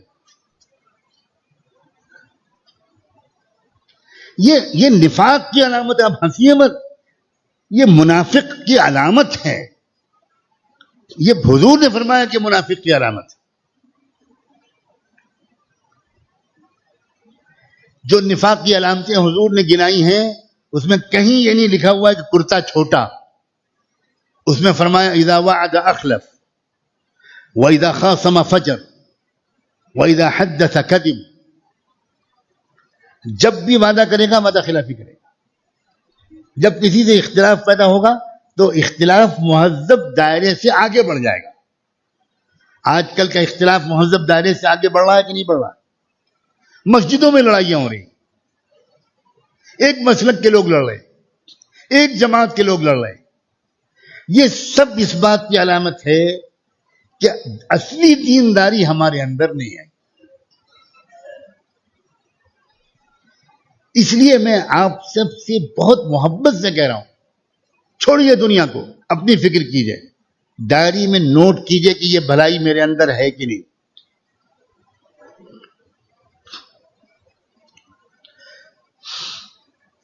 یہ ہیں بھلائیاں. امانت داری, کاروبار میں شرکت کھیل نہیں ہے. قرآن کی گواہی ہے کہ اکثر بزنس پارٹنرز ایک دوسرے پر ظلم کرتے ہیں. یہ میں قرآن کی ایک آیت کا ترجمہ کر رہا ہوں. ان کثیرا من الخلطاء لیبغی بعضهم علی بعض. قرآن کہہ رہا ہے کہ بزنس کے پارٹنر اکثر ایک دوسرے پر ظلم کرتے ہیں. اب آپ اگر کاروباری شرکت کسی کے ساتھ کرتے ہیں تو آپ کا کیا رویہ ہے؟ کیا رویہ ہے آپ کا؟ یہ ہیں بھلائیاں. آپ گھر میں کس موڈ کے ساتھ داخل ہوتے ہیں یہ شاید کوئی نہ لکھے گا. سمجھے نہیں آپ؟ یا لکھے گا تو شاید سچ نہ لکھے, اور اگر لکھے گا بھی تو مجھے گھر والوں سے کنفرم کرانا پڑے گا کہ یہ لکھا ہے محمد سعید ولد کلو خان نے کہ میں گھر میں بہت مسکراتا ہوا آتا ہوں. تو منع کی اماں آپ بتاؤ یہ واقعی مسکراتے ہوئے آتے؟ تو وہ جواب دے گی کہ وہ 23 رمضان سن 1440 کی رات میں مکتب نعمانیہ کے بیان کے بعد مسکراتے ہوئے آئے تھے, اور وہ میری عید کی رات تھی. ورنہ تو یہ جس طرح آتے ہیں نہ پوچھئے, وجوہ یومئذ مسودہ. کیا ہے بھائی؟ آپ کا دکان پر گھاٹا ہوا, کسی گاہک سے جھگڑا ہوا, انکم ٹیکس کے نوٹس آ گیا, کسی کیس میں آپ کے خلاف فیصلہ آ گیا, آج آپ کے دکان کی بکری نہیں ہوئی, تو ان سب چیزوں کی سزا جو ہے منع کی اماں کو ملے گی. یہ حقیقی دینداری یہ ہے. حضور اکرم صلی اللہ علیہ وسلم نے اپنی متعدد احادیث میں یہ سکھایا ہے کہ دیکھو, ہموم و غموم کو گھر کے اندر مت لے جایا کرو. ہائے ہائے کیا رہنمائی. ٹینشنز، اینگزائٹیز، فکر مندیاں. تم مرد ہو، کاروبار کرتے ہو، چیلنجز کو فیس کرتے ہو، بہت سے مسائل تم جھیلتے ہو. بالکل صحیح ہے کہ تم پر کبھی ٹینشن بھی ہوگا، کبھی تمہارے موڈ خراب بھی ہوگا، مگر حضور نے سکھایا کہ اس موڈ کے ساتھ گھر میں مت جائے. اسی لیے بعض احادیث میں یہ تک آیا ہے اور ائمہ نے اس پر عمل کرنا مستحب بتایا ہے کہ جب تم اپنے کاروبار سے لوٹو تو سیدھے گھر میں مت جاؤ، مسجد جاؤ، تازہ وضو کرو، 2 رکعت نماز ہلکی پھلکی پڑھ کے ذرا اپنی طبیعت میں ایک بشاشت پیدا کر لو، پھر گھر میں جاؤ. یہ ائمہ نے لکھا. امام احمد رحمۃ اللہ علیہ نے باب باندھا.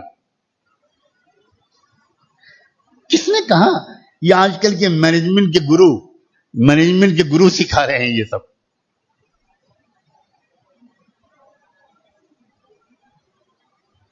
یہ ہے دینداری. گھر میں ہنسے مسکراتے داخل ہونا، سلام کرتے ہوئے داخل ہونا، اچھے موڈ کے ساتھ. اور جب گھر سے نکلیں آپ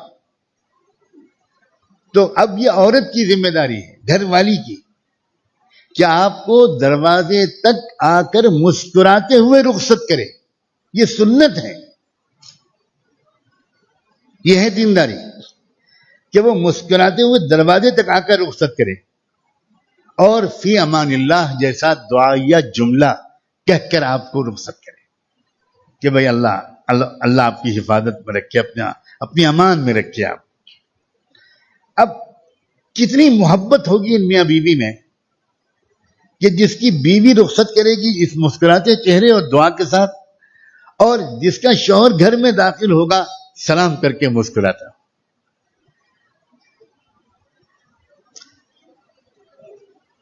آج کل صورتحال یہ ہے کہ شروع کے 2-4 ہفتے کو چھوڑ کر اس کے بعد کیا ہوتا ہے، بیوی اپنے موبائل میں لگی ہوئی، اب میں اپنے موبائل میں لگے ہوئے، ایک ہی بیڈ پر لیٹے ہیں، یہ اپنے موبائل میں، اپنے موبائل. 90% جوڑوں کا آج یہ حال ہے. یہ کوئی دینداری؟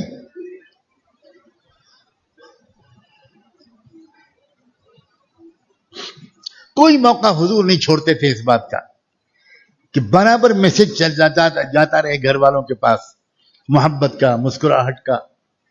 کوئی موقع نہیں چھوڑتے تھے. حضور جیسی مشغول ترین ہستی اس آسمان کے نیچے، کیا ان سے زیادہ مشغول شخصیت گزری ہے کوئی؟ اور ان جیسی فکر مند شخصیت ہر آن نئے حملے، نئی سازشیں، نئے مسائل، نئی الجھنیں. صلاۃ والسلام ہو آپ کے اس بشاش دل پر. کیا روحانیت تھی، کیا ظرف تھا آپ کا کہ وہ سب صدمے اپنے اوپر لیتے تھے لیکن کوشش کرتے تھے کہ میرے گھر والے، یہ میری نازک آبگینا، شیشے کی نزاکت رکھنے والی گھر کی خاتون، اس پر میں اپنے فکروں کا بوجھ مت ڈال. یہ ہے دین.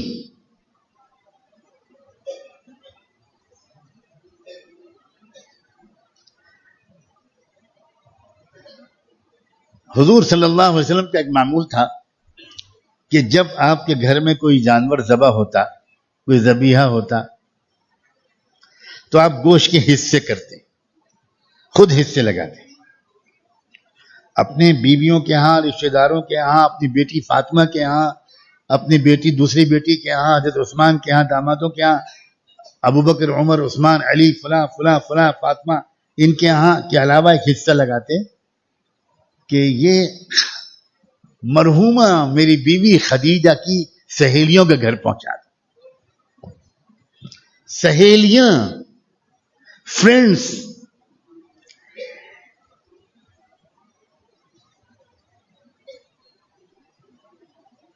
چنانچہ محدثین نے باب باندھا ہے، حدیث میں باب باندھا ہے حدیث کی کتابوں میں، کہ اپنے گھر سے کھانے پینے کی مختلف چیزوں کو اپنے رشتہ داروں کے ساتھ ساتھ اپنی بیوی کی بہنوں یا رشتہ داروں کے علاوہ ان کی سہیلیوں کے یہاں بھی بھیجا کرو.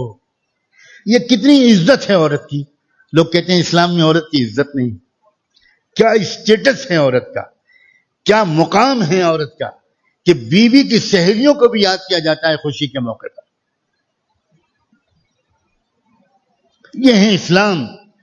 آج جو اسلام بدنام ہو رہا ہے, اس میں بدنام کرنے والوں ہی کا قصور نہیں ہے دوستو. میرے خیال میں اسلام کا وہ پہلو جو دوسروں کے سامنے آتا تھا وہ ہم نے لپیٹ کر رکھ دیا, اور اسلام کا خشک پہلو, محدود قسم کا پہلو, اس کو ہم دینداری سمجھ کر اپنائے ہوئے ہیں. اور وہ والا پہلو ہے ہی نہیں. غیروں کے سامنے چھوڑو, اپنوں کے سامنے نہیں ہے, اپنے رشتہ داروں کے سامنے نہیں ہے, اپنے خاندان کے لوگوں کے سامنے نہیں. میں اتنی تفصیل اس کی اس لیے بیان کر رہا ہوں کہ جب آپ بھلائی لکھنے بیٹھیں تو درزی سے گز لے کر اپنی داڑھی کا سائز نہ ناپیں. سمجھے کہ نہیں سمجھے؟ میرے خیال سے سمجھ رہے ہیں اور ظاہر یہ کر رہے ہیں کہ نہیں سمجھے, اس لیے کہ چور پکڑا گیا. یہ دینداری نہیں. آپ جب بھلائیاں لکھیں تو کیا لکھیں یہ میں سمجھانا چاہ رہا ہوں.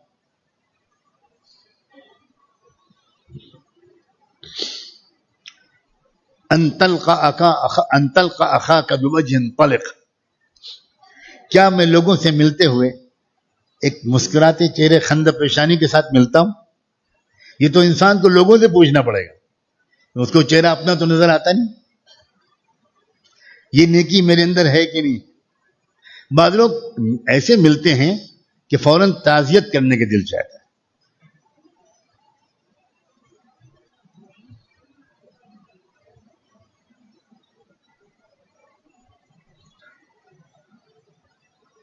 کیا میں سڑک پر تھوکتا تو نہیں ہوں؟ آپ حیرت کریں گے. آپ کہیں گے حضرت آج تھک بہت گئے, اس لیے یہیں پر بیان رکوا دو اور لمبی سی دعا کروا کر بھیج دو. سڑک پر تھوکنا گناہ ہے, گناہ. سنا ہے آپ نے کبھی؟ جرم نہیں کہہ رہا ہوں میں, گناہ ہے جس کی آخرت میں سزا ملے گی. کبھی سوچا ہم نے؟ یہ تو ہر بھارت واشی کا فنڈامنٹل رائٹ ہے, مولک ادھیکار ہے. ہم مول نواسی لوگ ہیں, سڑک پر تھوکیں گے نہیں؟ کمال ہے. کسی دوسرے دیش پہ تھوڑے تھوک رہے, اپنے دیش پہ تو تھوک رہے. وارے راشٹرواد. سبحان اللہ, اللہ اکبر. اپنے گھر کا کچرا باہر پھینکنا گناہ ہے.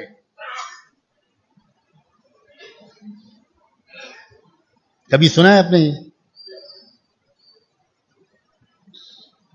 آپ کی بیوی نے سبزی کاٹی, چھلکے ہوئے, آلو کاٹے, یہ ہوا وہ ہوا, اور ایک پولیتھین میں یوں اچھال, گھر بالکل صاف, یوں اچھال. آپ راستے میں جا رہے ہیں, ریل میں, بس میں, کار میں, اور کیلا کھایا, یوں پھینک. آپ نے مزہ ہنسی آ گئی, کیلا آپ نے پھینکا اور جہنم میں جگہ بنی. چھلکا بنا اور جہنم میں جگہ بنی. اللہ اس بندے کو کبھی محبت سے نہیں دیکھ سکتا جو اس کے بندوں اور بندیوں کی تکلیف کا سبب بنتا ہے. کبھی نہیں دیکھ سکتا. اللہ کو اپنے ہر بندے اور بندی سے پیار ہے. اگر مشرک اور کافر بھی اس کیلے کے چھلکے پر پھسل جائے گا تو آپ کو جہنم میں ہزاروں برس جلنا پڑے گا. یہ ہے اسلام.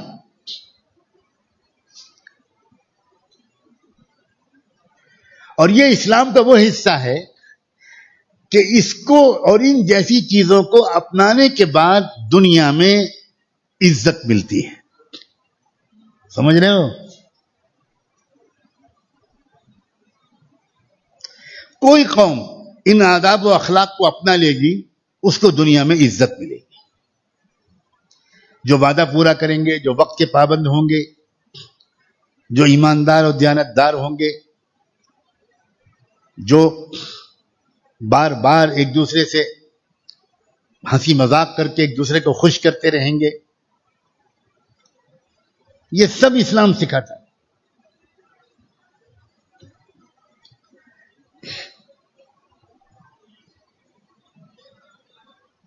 ہمارے حضرت پیر ذوالفقار صاحب رحمت برکاتہ پٹھانوں کے علاقے میں سفر کر رہے تھے. اصلاحی دورہ تھا اور وہاں آپ نے حضرت نے مناسب سمجھا کہ ان پہلوؤں پر زیادہ زور دیں. جتنے یہاں پٹھان بیٹھے ہوں ذرا میرے سامنے نہ آئیں، قریب دوری رہیں، میں بچا نہیں پاؤں گا اپنے آپ کو. تو ان پٹھانوں کے مجمع میں حضرت نے بیان کرنا شروع کیا اور اس میں اخلاق اور معاف کرنا، معافی مانگنا. تو حضرت نے بیان کرتے کرتے یہ بھی کہا کہ بھائی اگر کچھ بات ہو جائے، کچھ گرما گرمی بیوی سے بھی ہو جائے تو بیوی سے بھی معافی مانگ لیا کرو. اب برداشت کے باہر ہو گئے. ایک خان صاحب اٹھے، ہم بیوی سے معافی مانگے گا؟ ہم مر جائے گا مگر بیوی سے معافی نہیں مانگے گا. یہ ہے مسلمانوں کا کلچر. ہم سوری نہیں بولے گا، ہم ساری میں گلا گھونٹ دے گا لیکن سوری نہیں بولے گا. حضرت مسکراتے رہے اور اس کے بعد کہا کہ اب تو میں نے بالکل صحیح جگہ یہ بات کہی تھی، اب تو پھر کہوں گا. مجھے نہیں لگتا تھا کہ اتنی ضروری ہے یہ بات یہاں کہنا. اللہ خان صاحب آپ کو بہت جزائے خیر دے، آپ نے تو میری ہمت بڑھا دی.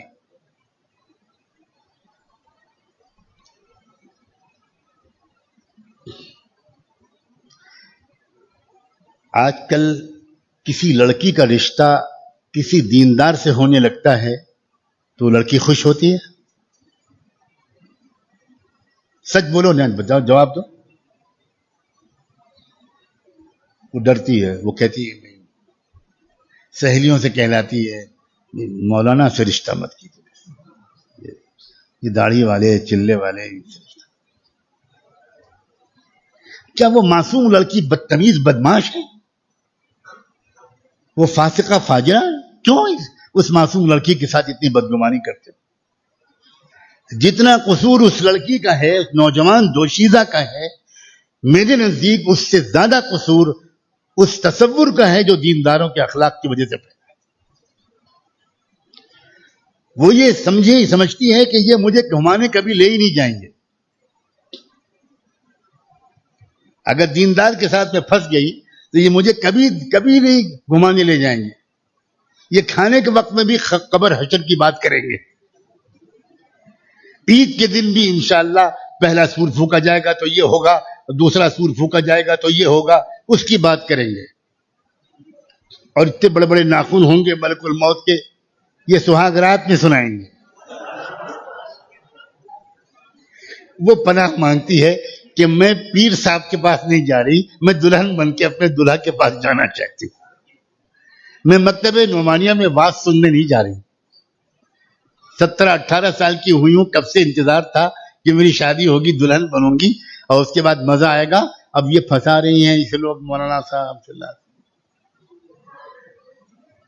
کاش کہ دینداروں کا یہ ایک عام تصور ہوتا کہ لڑکیاں کہتی بھائی میری شادی کسی دیندار کے ساتھ کرائیے گا، وہ مجھے خوش رکھے گا، وہ مجھے گھمائے گا، وہ مجھے بار بار میکے جانے کی اجازت دے گا، میرے ماں باپ سے میری بات کرائے گا، میرے ماں باپ کی عزت کر کے اپنے گھر میں بٹھائے گا، بہت خاطر تواضع کرے گا، ایک میرا اسٹیٹس ہوگا اس گھر میں وہاں جانا چاہتی ہوں. یہ ہے اسلام.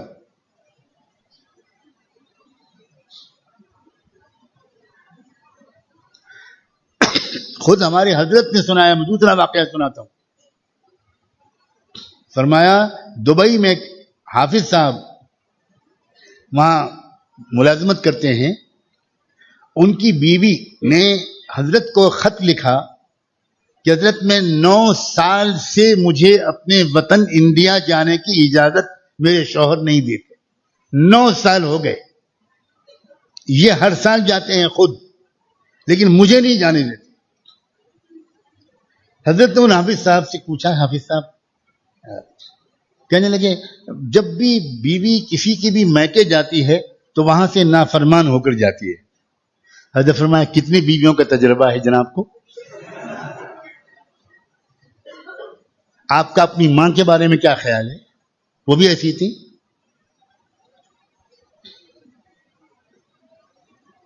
یہ کیا اخلاق ہے بھائی؟ کیا ہے اسلام؟ سناؤں؟ عید کا دن ہے، یہ بخاری اور مسلم کی حدیث سنا رہا ہوں. عید کا دن ہے مدینہ منورہ میں، مسجد نبوی میں عید کی نماز پڑھائی اللہ کے رسول نے عیدگاہ میں جا کر، اور اس کے بعد آپ واپس آئے، ملاقاتیں ہو رہی ہیں، لوگ آ رہے ہیں، مل رہے ہیں، خوشی کا دن ہے. مدینے میں ایک آبادی تھی افریکنز کی، آج بھی ہے، جن کو حبشی کہا جاتا تھا اس وقت. وہ افریقہ کے آئے ہوئے لوگ آباد ہیں وہاں صدیوں سے. تو وہ ان لوگوں کا، افریقنوں کے کچھ کھیل ہوتے ہیں.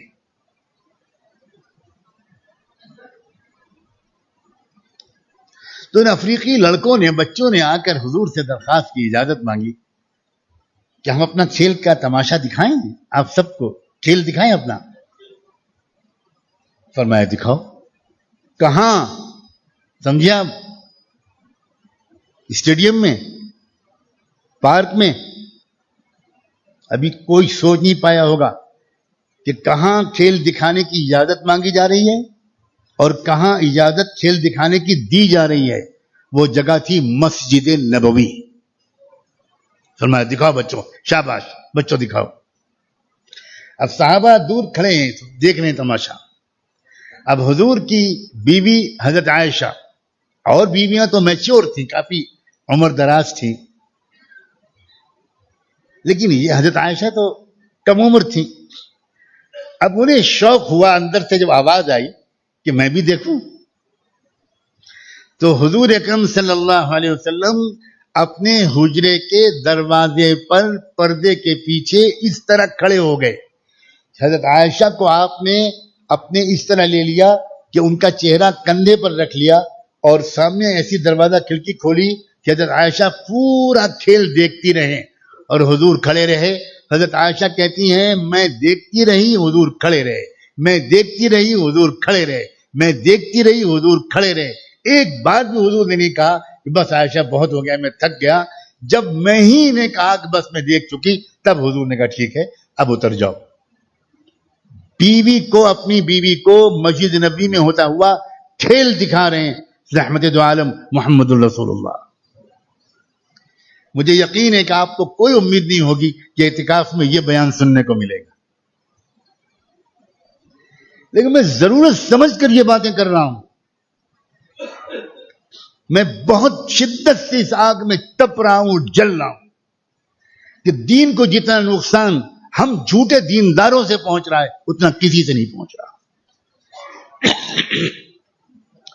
اسلام خوبصورت ہے، اسلام اٹریکٹیو ہے، اسلام پرکشش ہے، اسلام میں ہر ذوق کی رعایت ہے. طہارت کے ساتھ، پاک دامنی کے ساتھ، اعتدال کے حدود میں رہتے ہوئے اسلام دین فطرت ہے. خشک نہیں ہے، مشکل نہیں ہے، غیر عملی نہیں ہے. اگر ہم لوگ اپنی بھلائیوں کی فہرست لکھیں تو کیا یہ بھلائیاں لکھ پائیں گے ہم اپنے اندر؟ کیوں بھائی؟ کوئی ایک بھی لکھ پائے گا؟ کیا میں آج آپ سے امید کروں، خصوصاً نوجوانوں سے، بوڑھوں سے تو ذرا اگر مجھے معافی کر دے تو مہربانی ہو، صرف میری مغفرت کر دے بوڑھے تو بہت مہربانی ہوگی. لیکن نوجوان کیا میری بات پر عمل کریں گے؟ شاباش نوجوان، میں تمہیں کو دیکھ کر یہ باتیں کر رہا ہوں. سمجھو اسلام کتنا خوبصورت ہے، کتنا پرکشش ہے.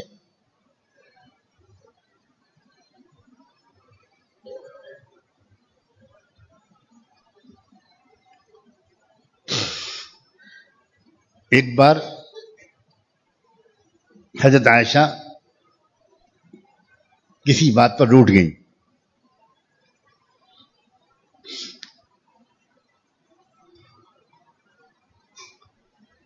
حضور سمجھ گئے.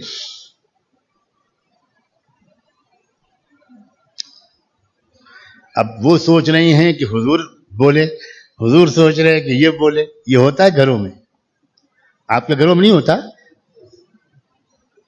حضرت جبریل کی اولاد ہے آپ.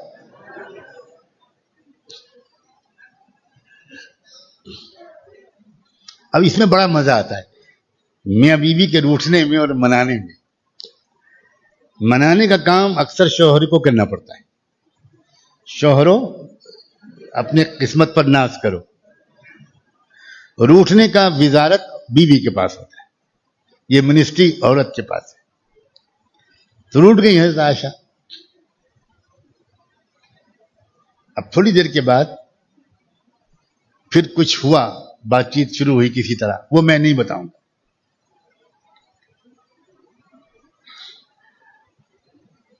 اس کے بعد حضور کہنے لگے عائشہ جب تم ناراض ہوتی ہو نا مجھ سے تو میں سمجھ جاتا ہوں. کیسے سمجھ جاتے ہیں آپ؟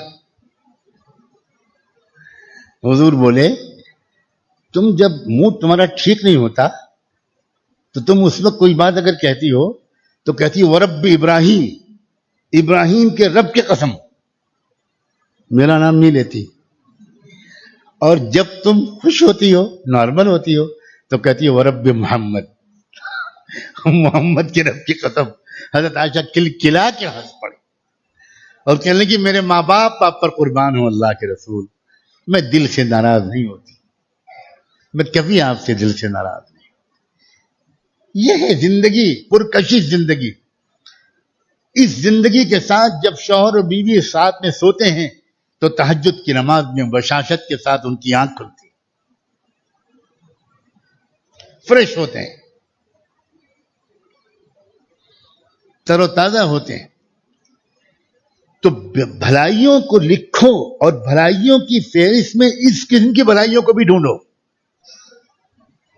لکھو کہ میں تلاوت کرتا ہوں کہ نہیں کرتا, میں پابندی سے نماز پڑھتا ہوں کہ نہیں پڑھتا, میں جماعت سے نماز پڑھتا ہوں کہ نہیں پڑھتا, مجھے صف اول کا شوق ہے کہ نہیں ہے, مجھے درود شریف پڑھنے میں مزہ آتا ہے کہ نہیں آتا, میں محسن اعظم صلی اللہ علیہ وسلم کی یاد میں ڈوب کر درود پڑھتا ہوں کہ نہیں پڑھتا, مجھے حضور کی نعتوں میں سرور ملتا ہے کہ نہیں ملتا, مجھے حضور کی نعت پڑھنے میں اور سننے میں زیادہ مزہ آتا ہے یا گانے اور گیت سننے میں زیادہ مزہ آتا ہے. اس طرح جائزہ لو اپنا. میں جب کوئی گاہک میری دکان پر آتا ہے تو میں اس کا بھلا چاہتا ہوں یا صرف اپنا بھلا چاہتا ہوں, اس طرح جائزہ لو. میرے پڑوسیوں کے میرے بارے میں کیا خیال ہے؟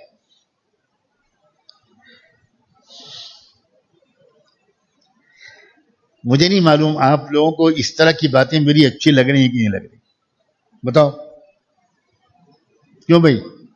میں بہت سنجیدہ انداز کا بیان شروع کروں کیوں بھائی؟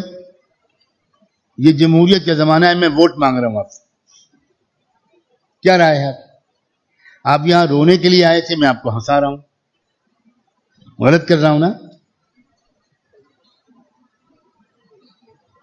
کوئی جواب ہی نہیں مل رہا ہے, کیوں بھائی؟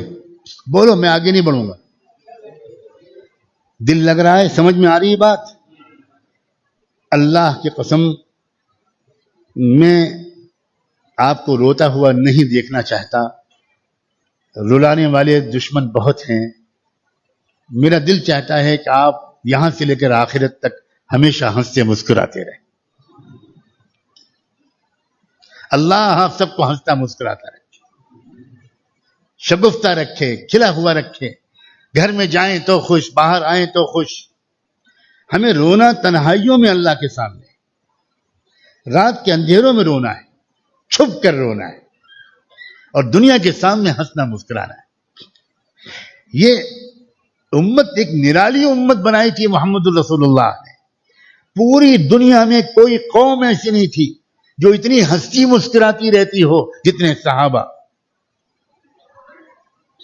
صحابہ کے رونے کے تذکرے آپ نے سنے ہیں, لیکن صحابہ کے ہنسنے مسکرانے کے تذکرے آپ نے کم سنے. صحابہ روتے تھے اور بہت روتے تھے, لیکن راتوں کی تنہائیوں میں روتے تھے. اکیلے میں روتے تھے. اصلی مخلصانہ رونا اکیلے میں رونا.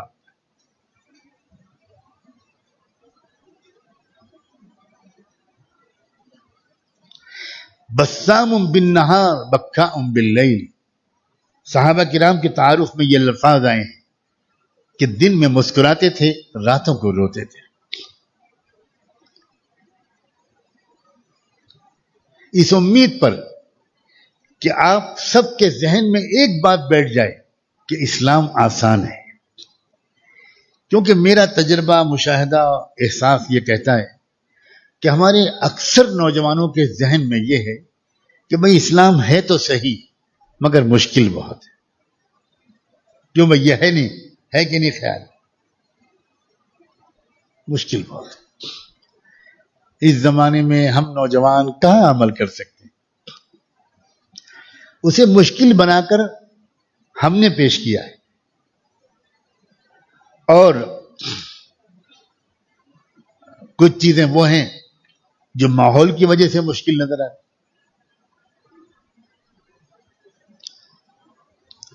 جو نوجوان دین کی طرف آگے بڑھیں ان سے میری محبت بھری گزارش ہے کہ اپنے کیریئر میں ایکسیلنٹ پرفارمنس پیش کریں.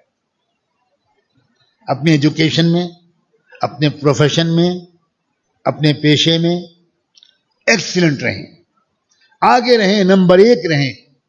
یہ غلطی نہ کریں کہ دین میں آنے کی وجہ سے یا دین میں آنے کے بہانے سے، یہ دو چیزیں الگ الگ ہیں، کی وجہ سے اور کے بہانے سے تعلیم میں پھسڈی بن جائیں.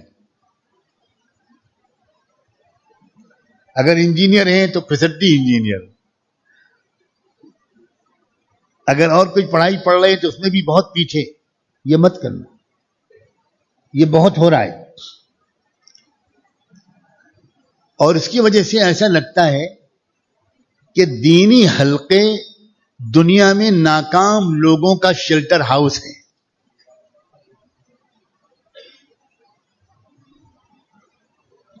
کیا سمجھے؟ جو دنیا میں ناکام ہو جائے، بزنس میں فیل ہو جائے، پڑھائی میں دل نہ لگے، وہ دیندار بن جائے. یہ اس زمانے میں ہو رہا ہے کہ نہیں ہو رہا ہے؟ صحابہ کرام کے بارے میں ایک غلط فہمی دور کر لو. صحابہ کے بارے میں ہمارے ذہنوں میں پتہ نہیں کہاں سے یہ بیٹھ گیا ہے کہ بہت کم پڑھے لکھے، بیچارے بالکل بھولے بھالے، مسکین اور گستاخی معاف میواتی قسم کے لوگ تھے.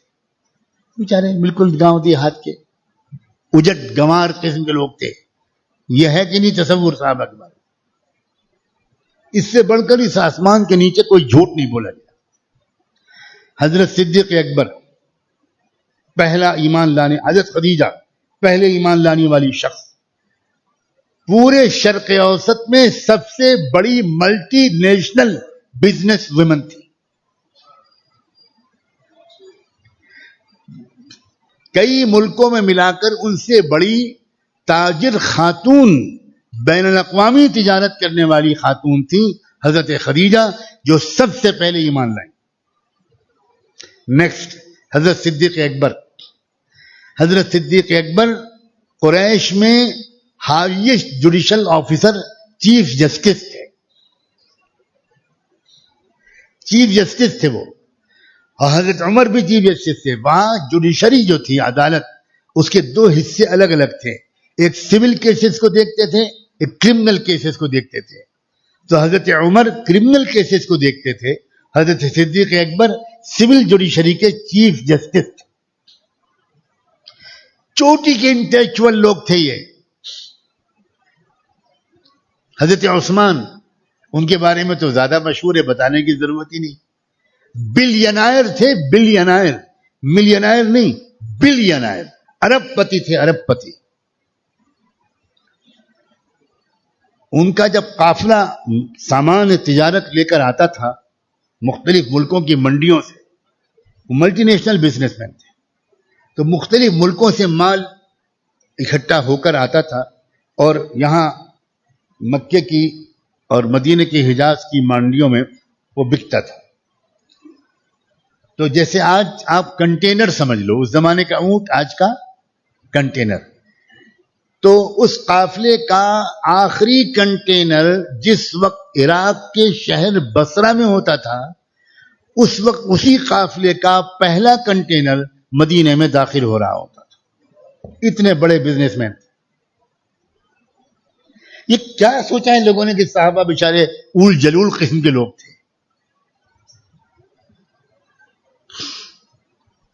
خالد بن ولید، ابو سعید خدری، ابو موسیٰ اشعری، عمرو بن عاص، ابو عبیدہ جراح، یہ قریش کے کریم تھے، کریم، ہائیسٹ انٹلیکچوئل لوگ. آج ہماری خراب دینداری کو دیکھ کر انٹلیکچوئل لوگ قریب ہی نہیں آتے، باصلاحیت لوگ نہیں آتے. اس امت کی زبوں حالی کا بڑا سبب یہ ہے کہ ہمارا باصلاحیت طبقہ دور دور رہتا ہے، دور دور رہتا ہے. یہاں تک کہ والدین جب اپنے بچے کو مسجد جاتا ہوا دیکھتے ہیں، داڑھی رکھتا ہوا دیکھتے ہیں، تو والدین ڈر جاتے ہیں کہ لڑکا برباد ہوتا ہے کہ نہیں ہوتا. لڑکا برباد ہو. سمجھاتے ہیں لڑکے کو، تم کیا کر رہے ہو؟ میں کیریئر برباد کر رہا ہوں. تم کر کیا رہے ہو؟ یہ تمہاری اس عمر میں کرنے کا کام ہے. اگر یہ لڑکا اور یہ ہماری نوجوان طبقے کو یہ تربیت ملے کہ تم اصلی دینداری پر آؤ، مسجد میں صف اول میں نماز بھی پڑھو، تلاوت بھی کرو، اور اپنی تعلیم میں ٹاپرز بنو، کمپٹیشن میں نمبر 1 پر آؤ، کوئی کمپرومائز مت کرو اپنی تعلیم میں، فزیکل فٹنس کی بھی کوشش کرو، صبح کو دوڑا کرو، چلا کرو، ورزش کیا کرو، کھیلا کرو. اگر ہمارے نوجوان یہ کرنے لگیں تو آپ یقین مانیے ہماری چند سالوں کے اندر دینداروں کے اندر وہ نسل آئے گی جس کی دین کو ضرورت ہے.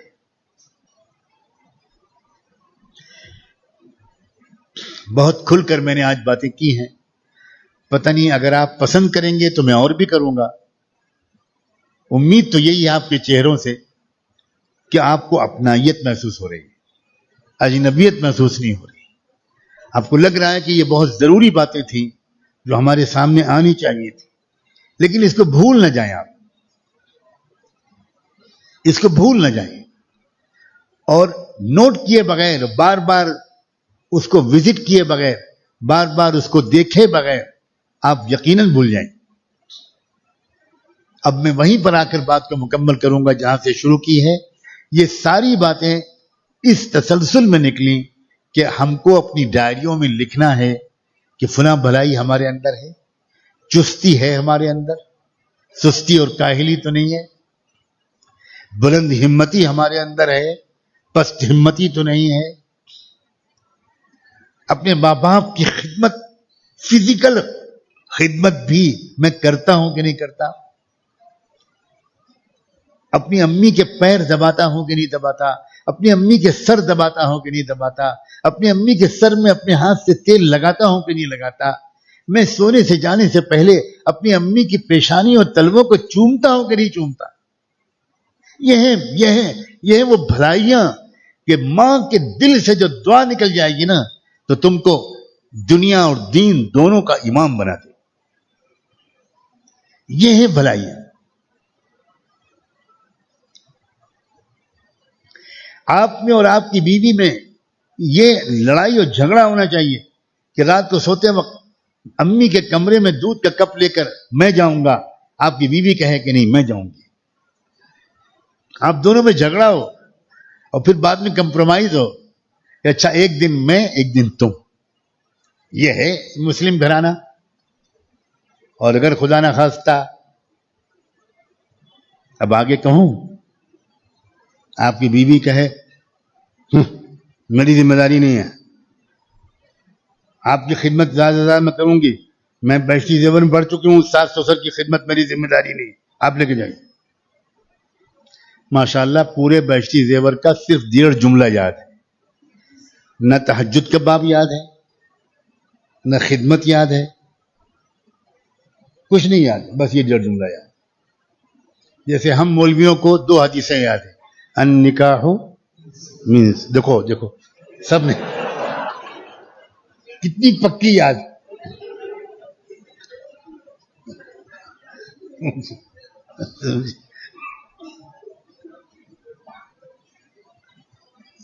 ہمارے درمیان اس پر بحث ہوتی ہے کہ کھانے سے پہلے میٹھا کھانا سنت ہے یا نمکین کھانا سنت ہے.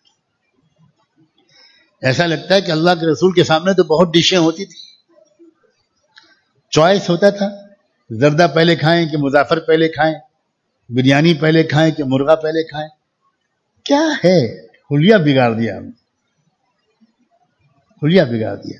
ہم اس ہستی کی بات کر رہے ہیں جس کے گھر میں 2 مہینے چولہا نہیں جلتا تھا.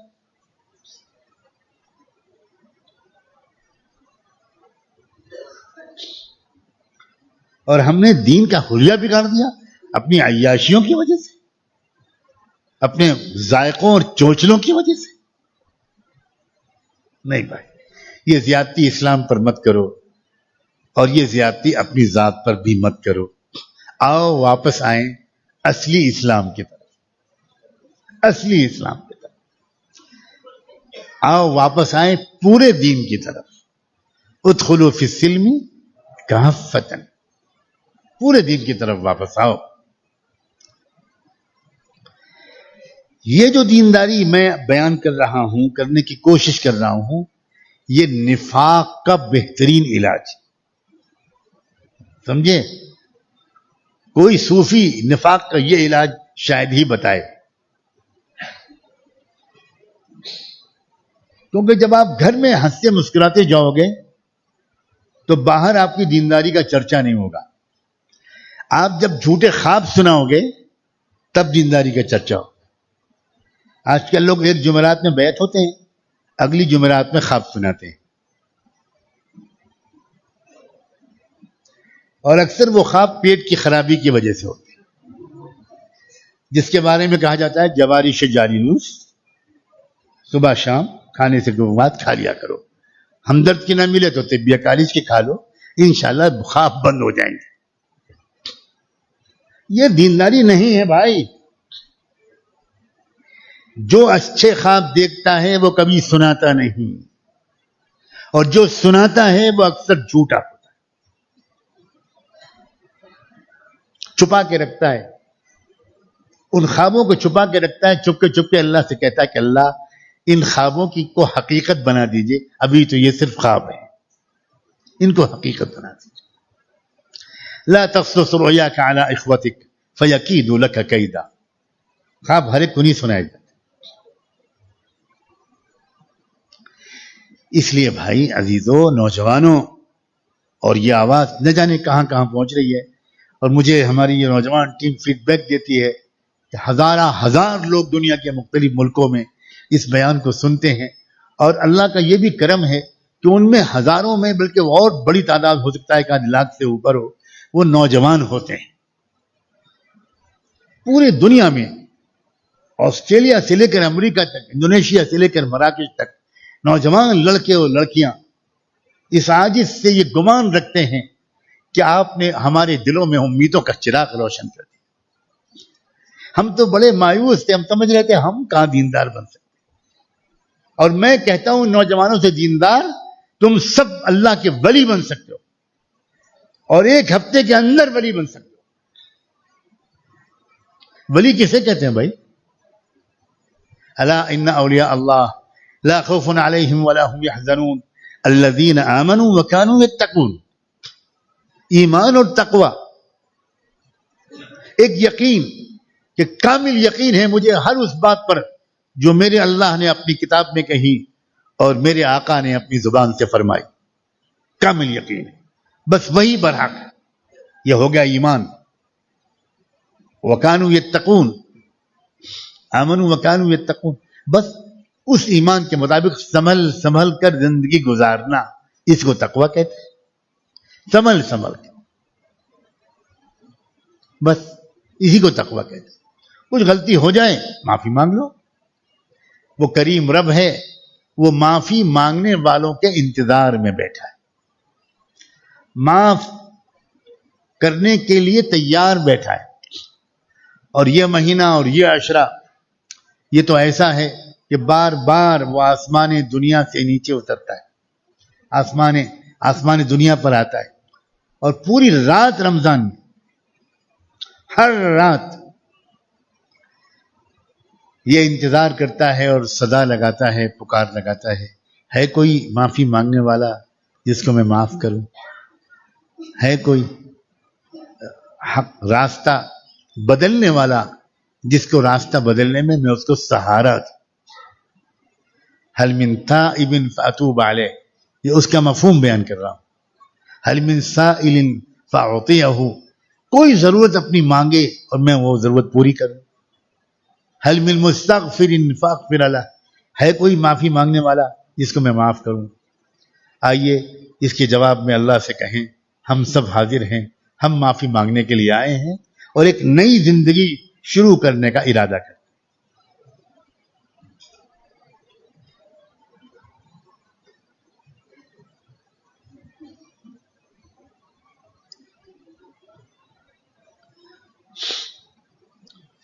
دعا مانگ لیں بھائی.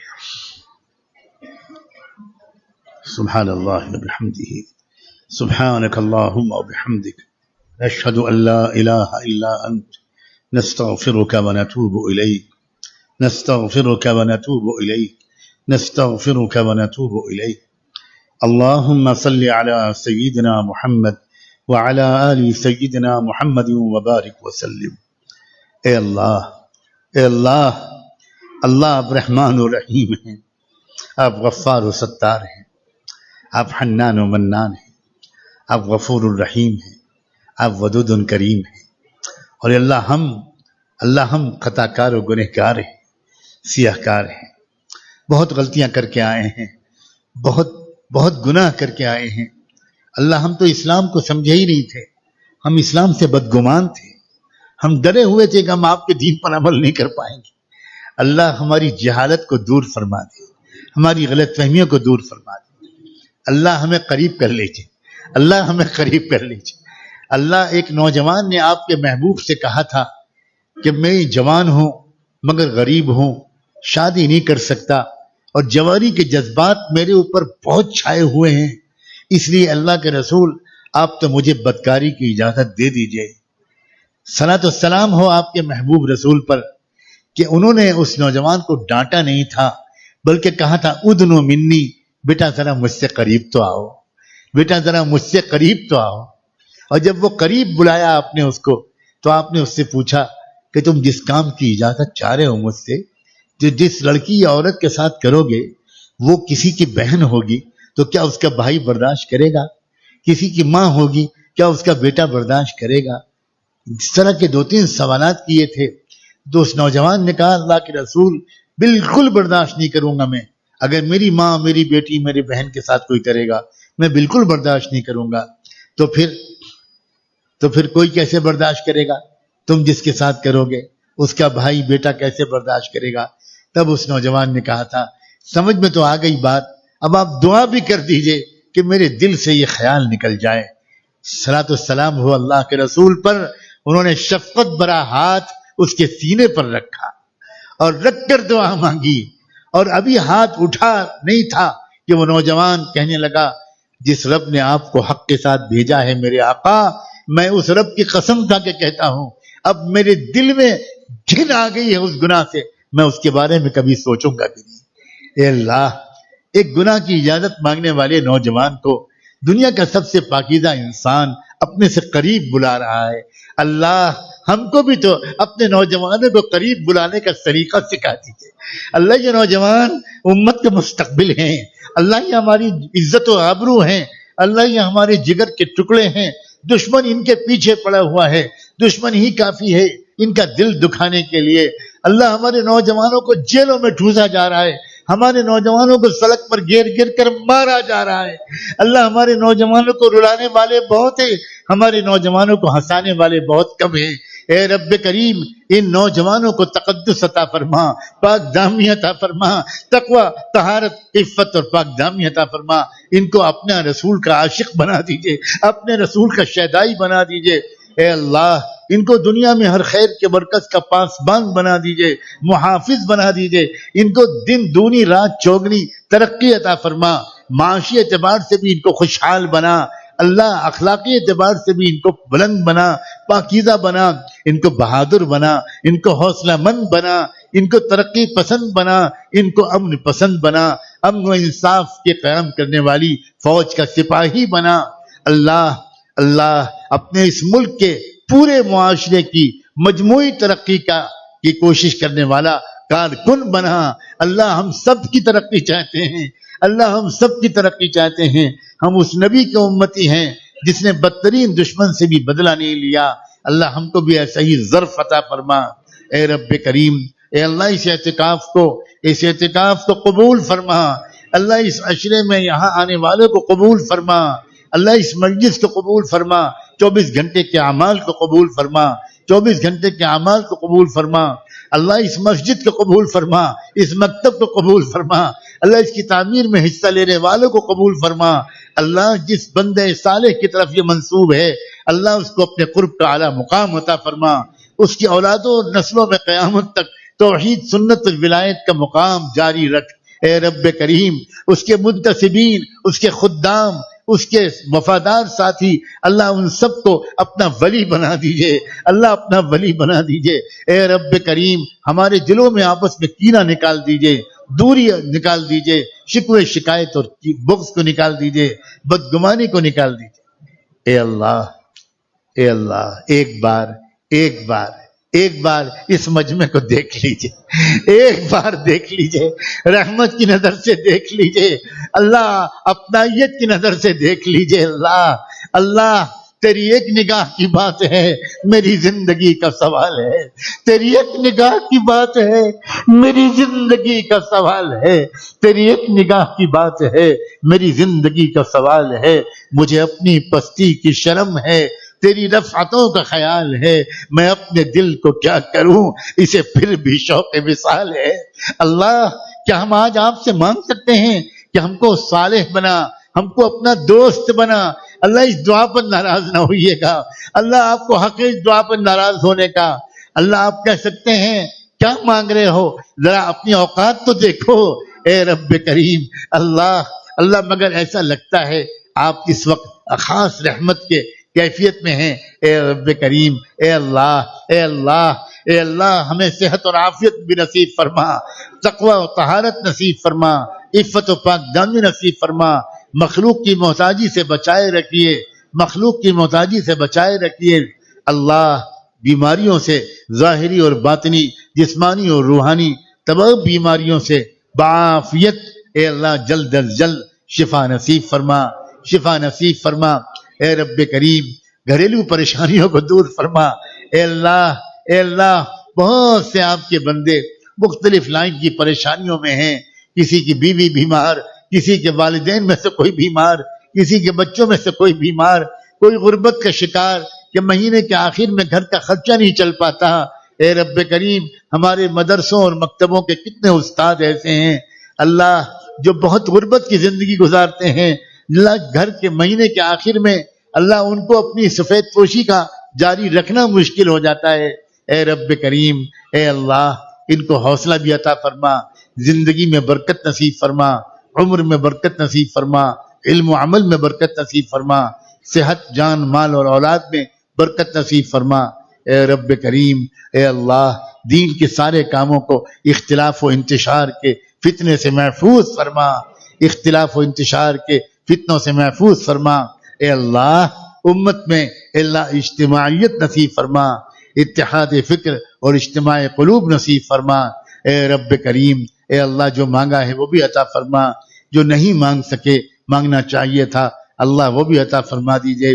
ایک گزارش اور ہے اللہ، ہم سب کی طرف سے ہمارے نام لے کر رحمت دو عالم صلی اللہ علیہ وآلہ وسلم کی خدمت اقدس میں اللہ ہم سب کی طرف سے درود و سلام بھجوا دیجئے ان پر اور ان کی آل پر، ان پر اور ان کے اہل بیت پر، صحابہ اور صحابیات پر، ازواج مطہرات پر، ذریت طیبہ پر، ان کے نقش قدم پر چلنے والے تمام صالحین اور صالحات پر، اسی راستے پر جینے اور مرنے کی ہم سب کو توفیق عطا فرما.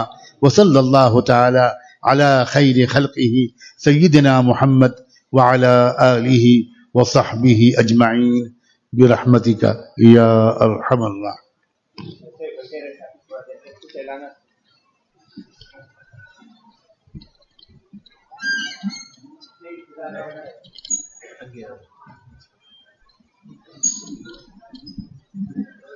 میں ایک ضروری اعلان ہے، سن لیں. انشاءاللہ پیر کے دن 3 تاریخ کو 10 بجے سے مجلس ہوگی، 10:30 بجے سے. تمام احباب اس کی جم کر دعوت بھی چلائے، اور انشاءاللہ اللہ تبارک و تعالیٰ کے فضل سے 1.5 مہینے 2 مہینے میں مجلسوں کا سلسلہ چلتا رہے گا. یہ پہلی مجلس ہوگی، تمام احباب اس کی دعوت چلائیں. 10:30 سے ظہر تک پیر کے دن 3 تاریخ کو.